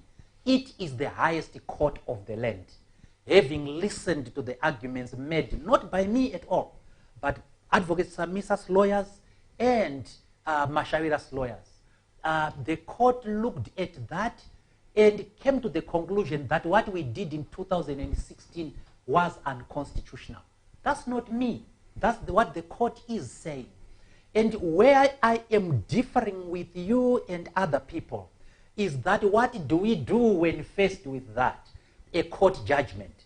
Do we ignore it or do we not ignore it?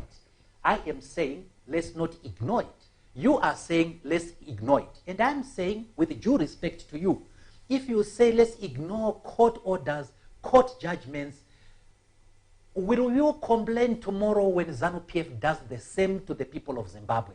And what moral authority will you have? And I think that you refer to Nelson Chamisa as my nemesis and so on. Yes, Nelson Chamisa and myself contested each other in 2014. We contested, we did not fight. It was a contest. It was a political contest within the establishment of the MDC. It was part of our democratic practice. When I was contesting Nelson Chamisa in 2014, I never called him a sellout. I never called him names. I never hired my friends from the UK to rain insults on him. I never threatened him, and so on, and vice versa. So I think the way myself and Chamisa have talked to each other is civil. Whenever I felt that there was something wrong, I was honest enough to confront him and tell him. And he will tell you that I'm one of the most honest people with my opinions. I don't go there to lie to him because that is irresponsible. Yes, thank you so much. We have got another caller coming in. Tech My TV, hello.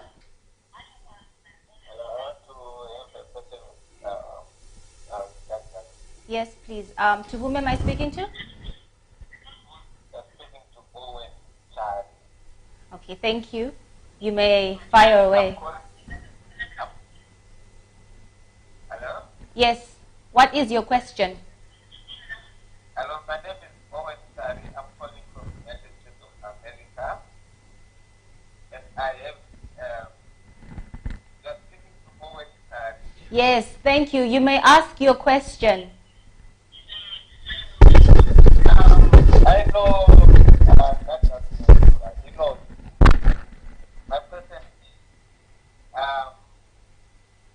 same Supreme Court that is saying the ruling with regard. My question is why is it respecting the same Supreme Court which gave the judgment against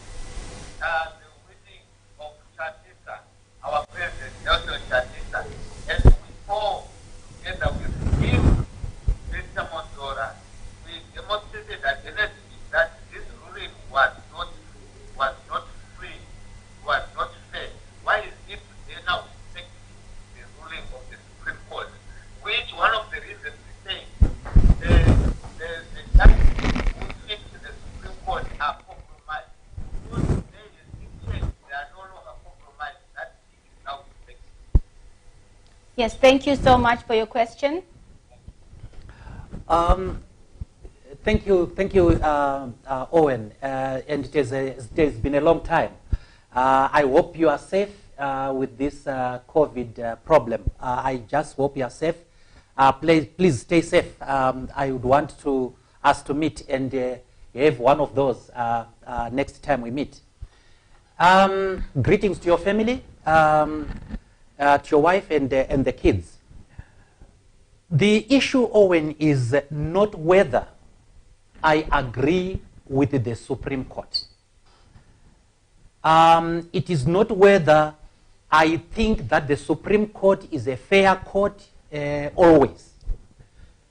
All I'm saying is that the Supreme Court has made a pronouncement in a dispute within the MDC. In other words, two MDC people were not in agreement about something. They took their dispute to the court. The court, in the first instance, in the High Court, ruled in favor of the other MDC cadre. Then the other person who was not happy with that, Nelson Chamisa in this regard, took the matter to the Supreme Court. Now, it is Advocate Chamisa who went to the Supreme Court. The Supreme Court did not come to the MDC. It did not come to him. It is us who went to the Supreme Court.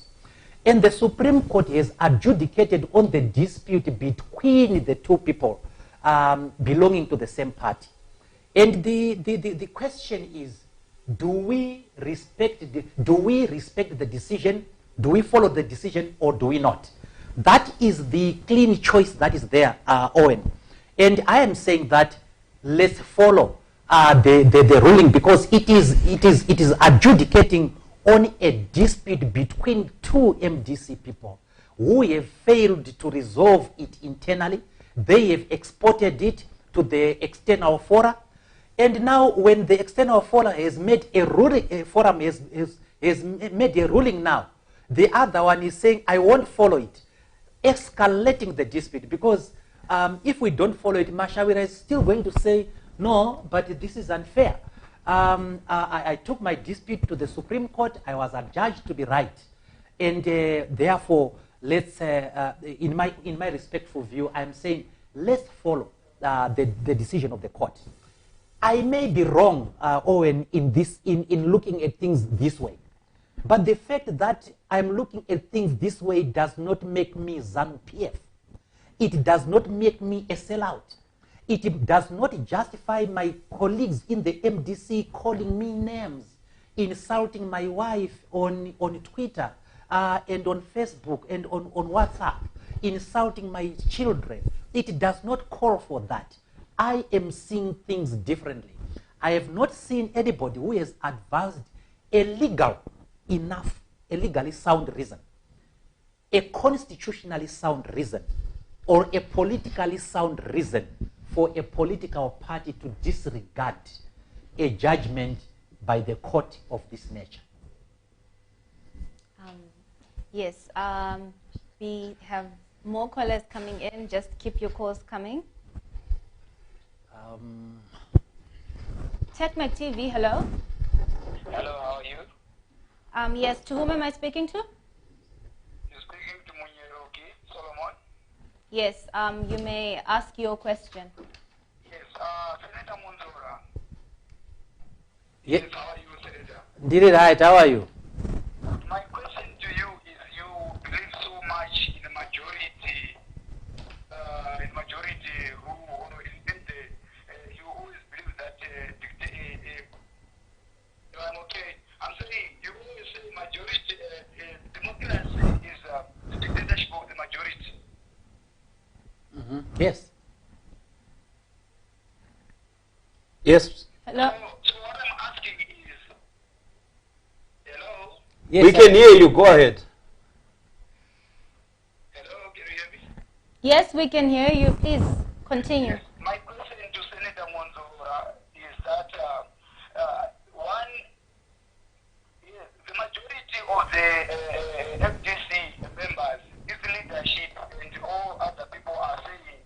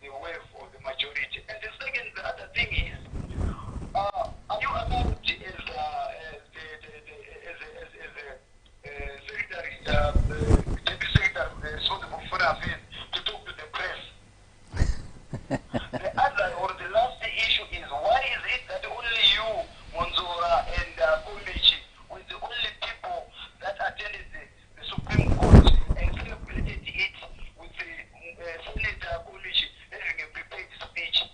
We have got every reason to be suspicious. Can you please address us on those issues? Thank you. Yes, thank you so much for calling. Thank you very much, sir. I want to thank you for that question. I agree with you, sir, that democracy is the dictatorship of the majority. And I agree with you that the majority must make the decision.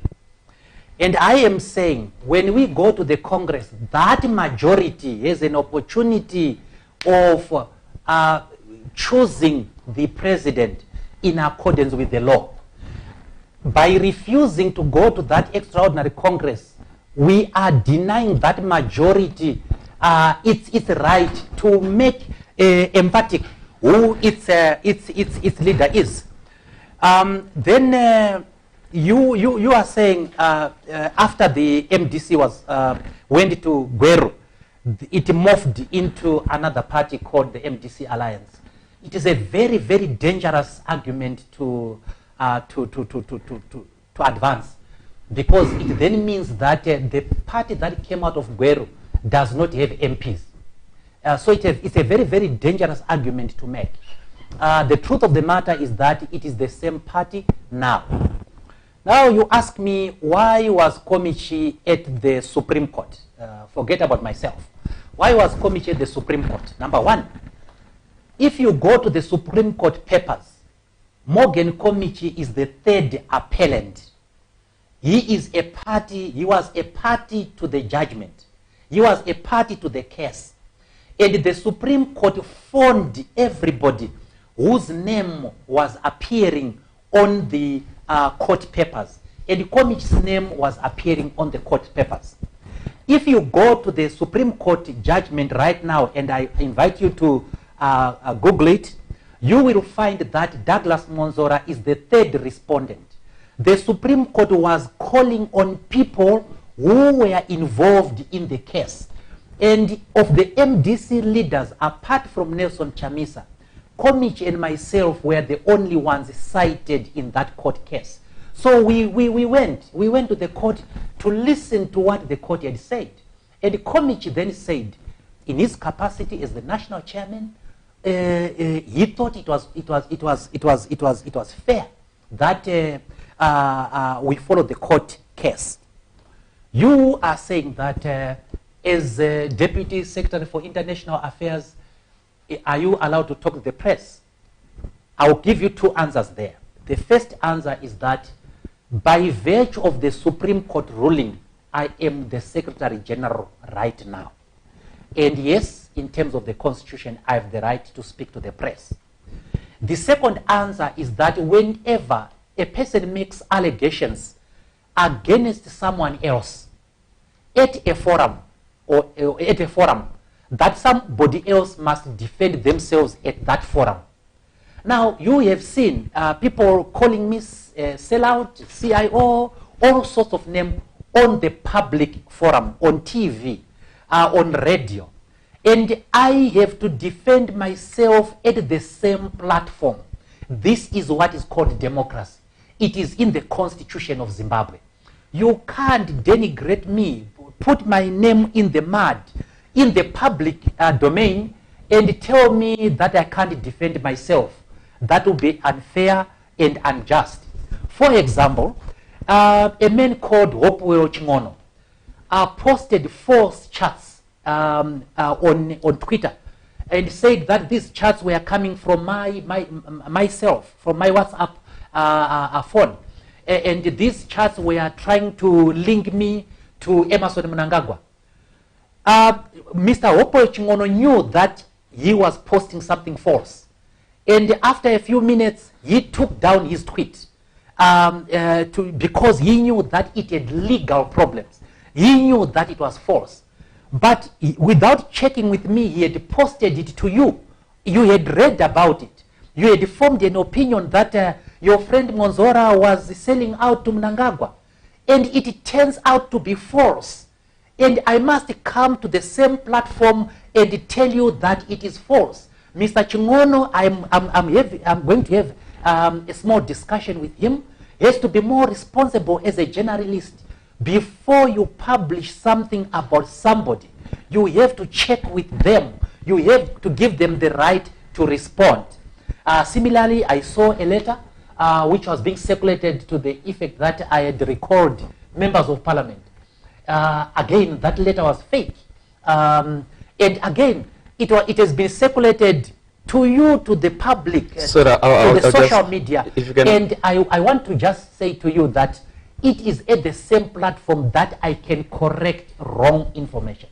True to that. Speaking of wrong information and allegations against you, Honorable Mwonzora, today in the Herald and some other media houses as well, we have heard that you have locked up MDC as the Secretary General and you have closed business. How do you respond to this? Is it a matter of fact? No. I did not lock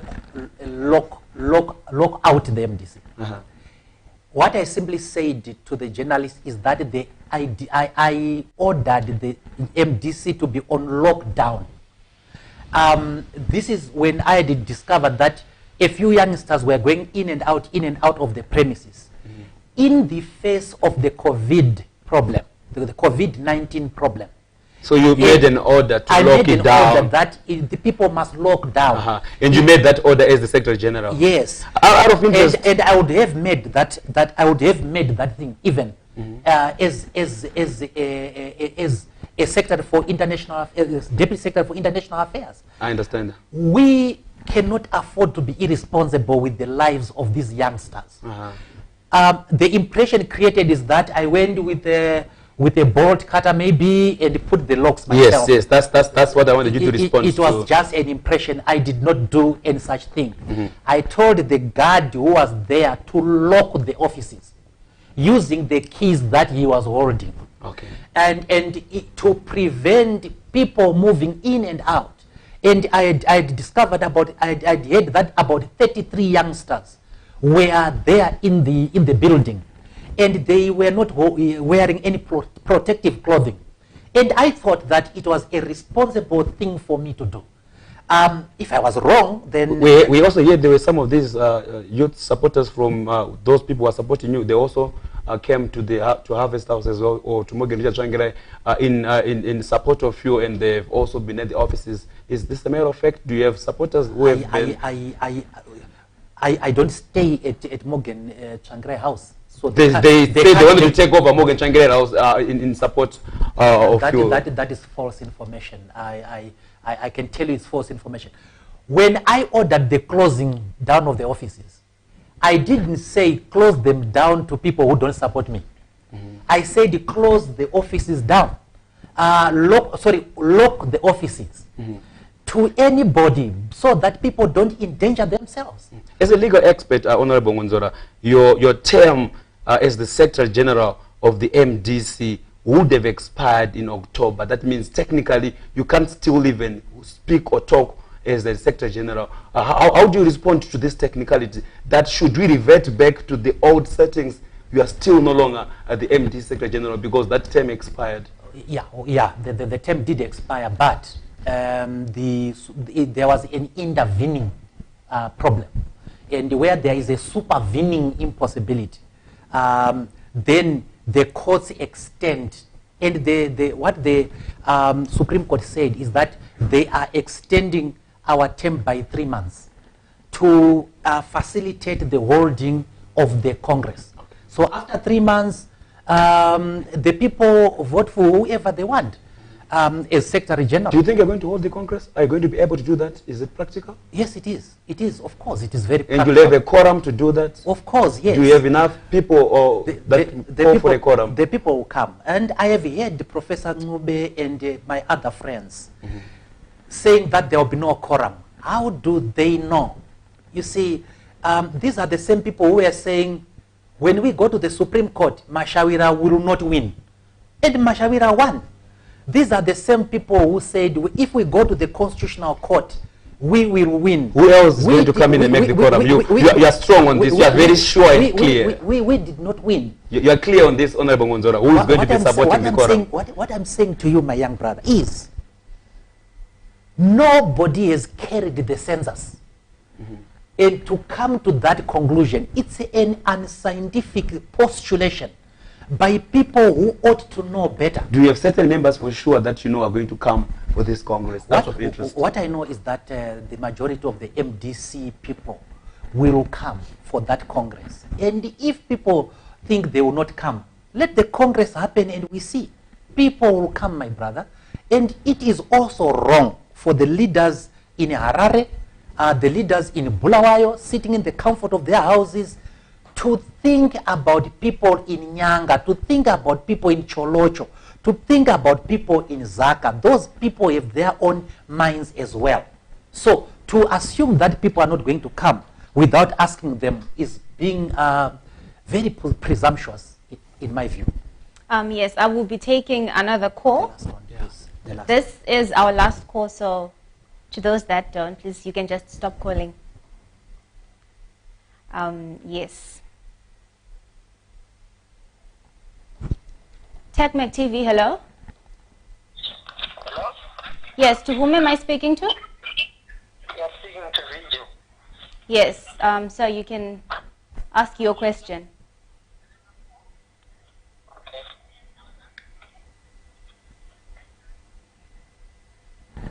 Okay, my question to you, Senator. Hello, Senator. Yes, sir. Yes, sir. I can hear you. To you.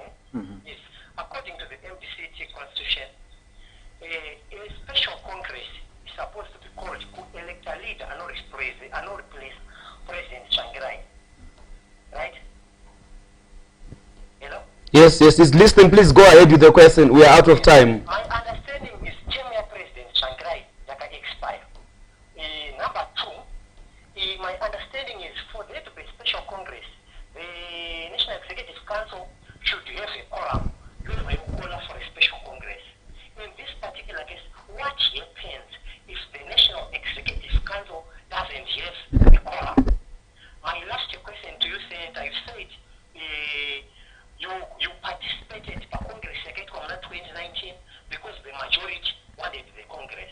What if the majority says they do not want the Congress they want a Supreme Court?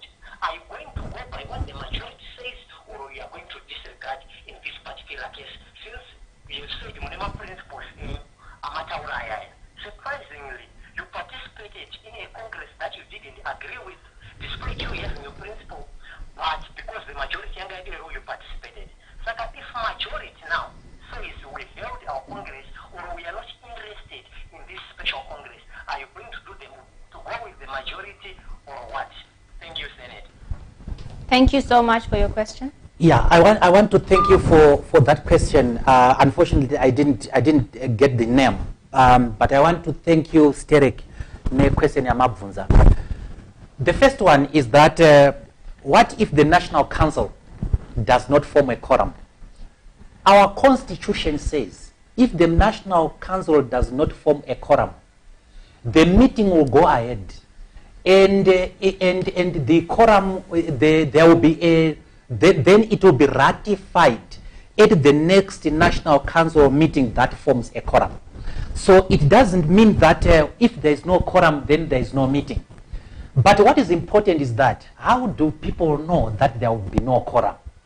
How does Professor Nube make that interview and say there will be no quorum? Who did he talk to? Who said they were not coming? And so on. And then you say, what if the majority doesn't want the Congress? Now, how will you measure that the majority does not want a Congress? Except through holding the Congress itself, and the majority speaks. Remember, before Congress, there is nowhere we are getting people to say, vote. Do you want to go to Congress? Do you want to go? And so on. So there is no way to measure what the majority wants or does not want, except at the very Congress itself, when the 4,500 representatives of our people go to vote. Now, speaking of majority, say, are you saying the majority of the National Council, or the majority of the provincial council, or the majority of the district council? What majority? Which organ are you talking about? Because if you are talking about the district council, for example, it is about, I think, 138 people. If you are talking about the National Executive Committee, I think it is 154, if I'm not mistaken. My figures may be wrong there. It is 154 people. If you are talking about the National Council of the MDC, you are talking of 202 people. Now, which majority are you talking about of those organs? Now, if you are talking of the main Congress, on the other hand, you are talking of 4,500 people.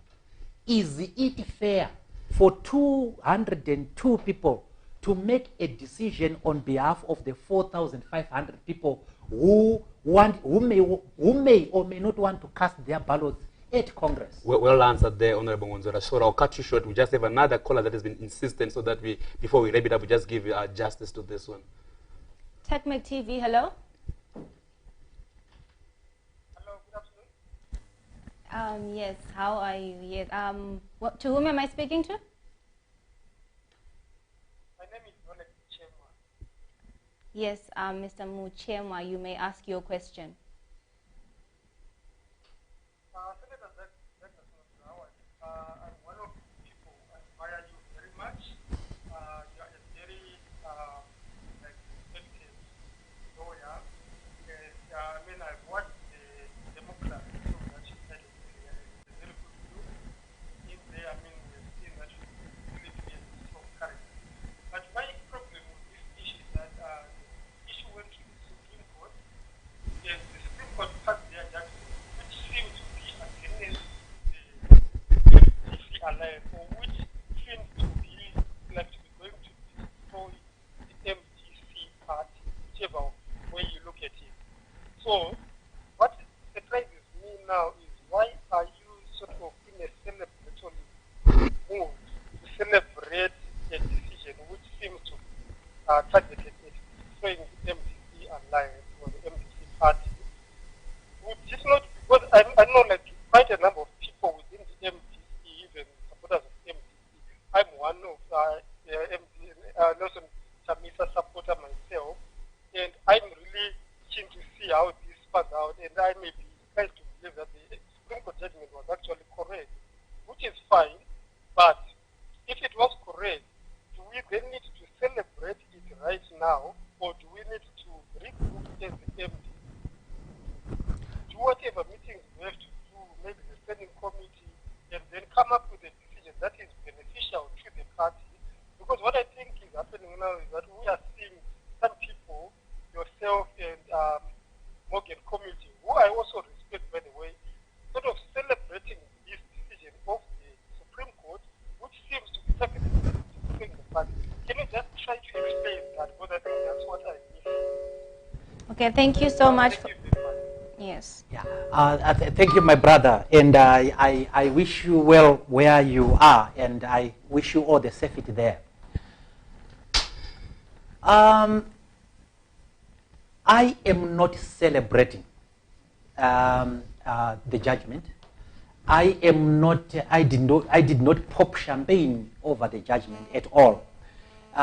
If you, however, equate saying we must follow the judgment to celebrating it, then that's a different issue. But the truth is, I'm not celebrating. I read one of the tweets where I think it was Honorable Biti or Honorable Welshman Ngube, who posted a picture of me smiling at the Supreme Court, and concluded that I was smiling because I was happy because of the judgment. And in this picture, let me just explain to you that I was coming from my car, and I was going towards the door, and I saw one of the youngsters, a journalist who happens to be a very funny guy to me, a guy I'm really fond of. And when I saw him, I was so happy. I smiled at him. I was pictured smiling at him. And that picture was interpreted as happiness because of the judgment. I did not know what the judgment would be there. I normally am a jovial character. I like people and so on. So I am not celebrating the judgment.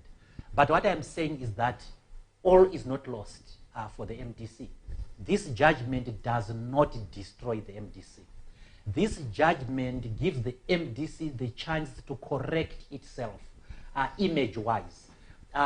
It gives the MDC the chance to say that it can. It gives the MDC the chance to show that it can follow court orders. It can abide by the rule of law.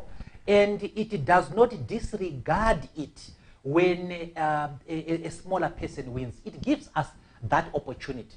It gives us the opportunity to go to the extraordinary Congress. And if Nelson Chamisa was to come and contest and win, it puts paid to the questions about legitimacy, giving us unfettered right, a moral high ground to attack other people who do not have legitimacy. Mm-hmm. Doing otherwise weakens our argument on legitimacy, weakens our argument on constitutionalism, weakens our argument on the rule of law. And if you have seen what some ZANU-PF people are saying on social media, they are pointing out to that thing, to say that you didn't follow your own constitution. So we have an opportunity to correct that. So in my respectful view, I hold that opinion that we must have this extraordinary Congress and put paid these questions. Honorable Mwonzora, why is it ZANU-PF is celebrating this court ruling, and they've also given you enough mileage, and they seem to be in favor of your coverage? How do you interpret this? That's a very unfair question. You are not ZANU-PF, but you have detained me for how many minutes in this studio? No, I want you to respond. I want you to respond to that. No. You have given me coverage, haven't you? Yes, definitely. Because these are, in your view, topical issues. Mm-hmm. So you have given me coverage. Have you given me coverage because of your political opinion or because of the issue? Definitely now, because of the issue. It's because of the issue. So if the ZANU-PF press also picks it up and looks at it, why would you say that amounts to being celebrated by ZANU-PF? But let me correct it as a matter of fact. As a matter of fact, I have come out more in the Daily News and the Newsday and the independent press. I'm just giving you a right to respond so that we clear these issues. Yeah, than in the Herald, yes.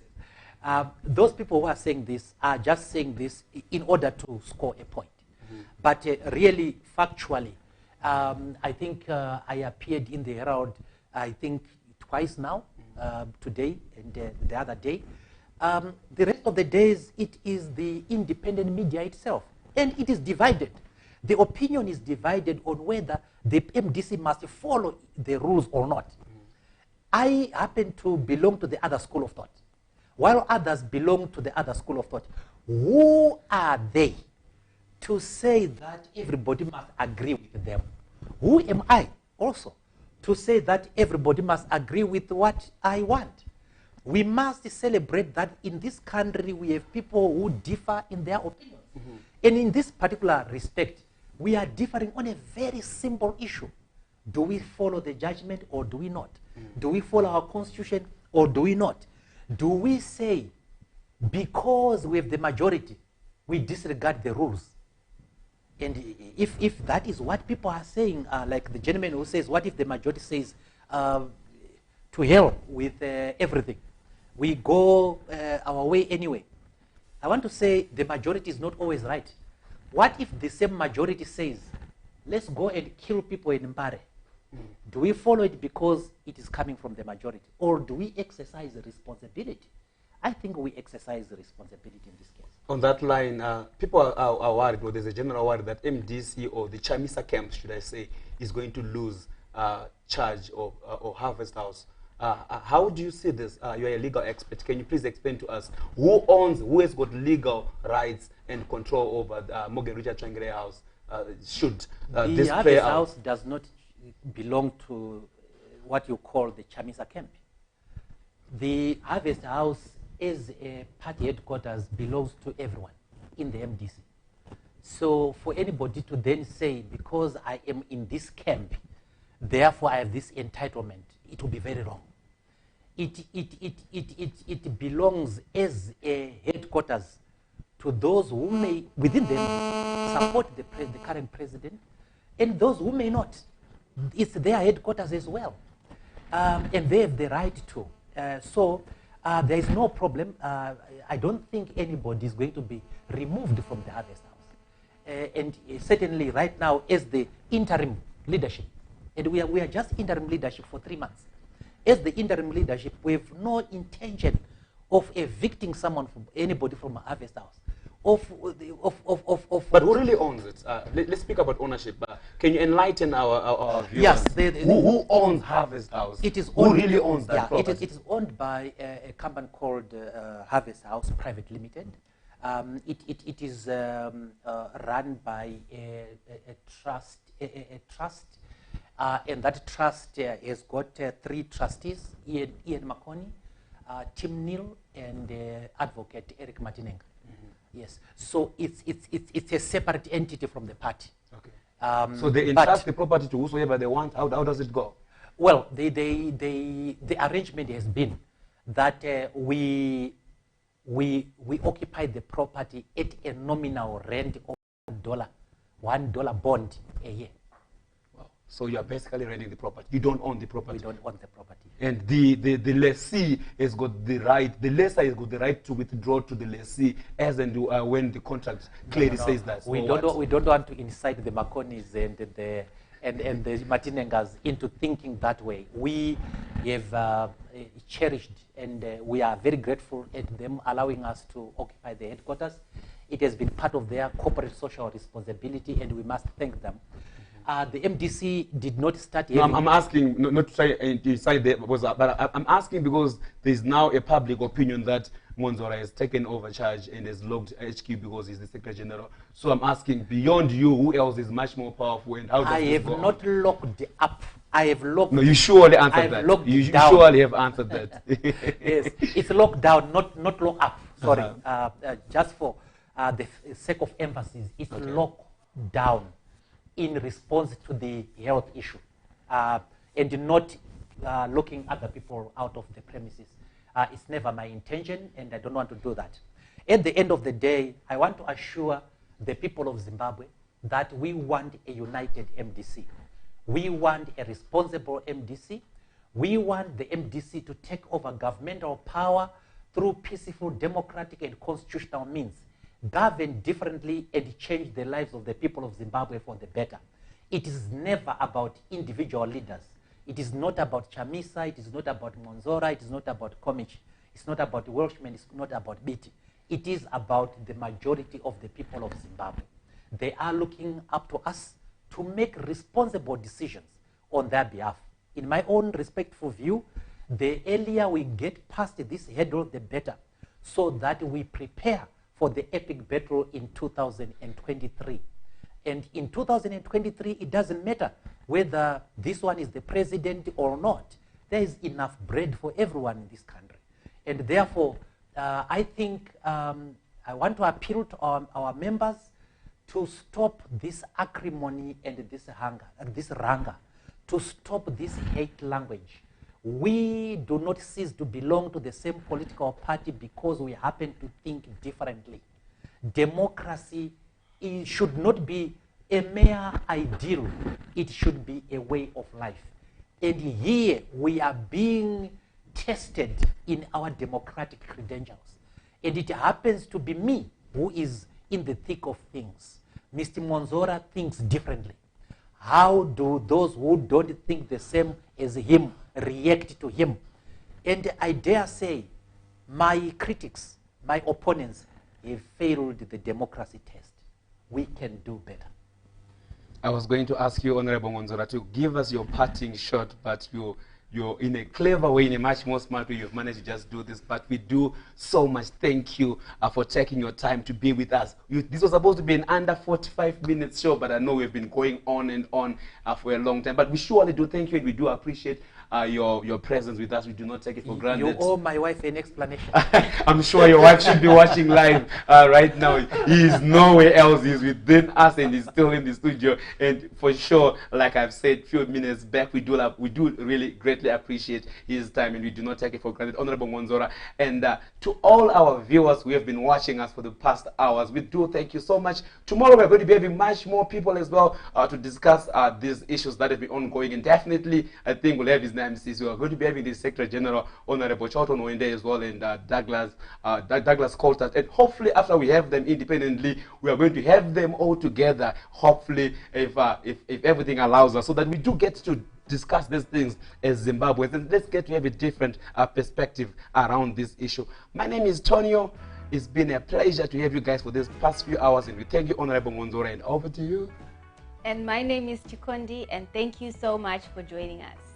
And if you are still watching us live, please do remember to hit the subscribe button, like the page, because there's going to be much more coming through from www.techmake.tv. From me and the crew behind the scenes, it's been a long day. It's a wrap. Ciao, ciao.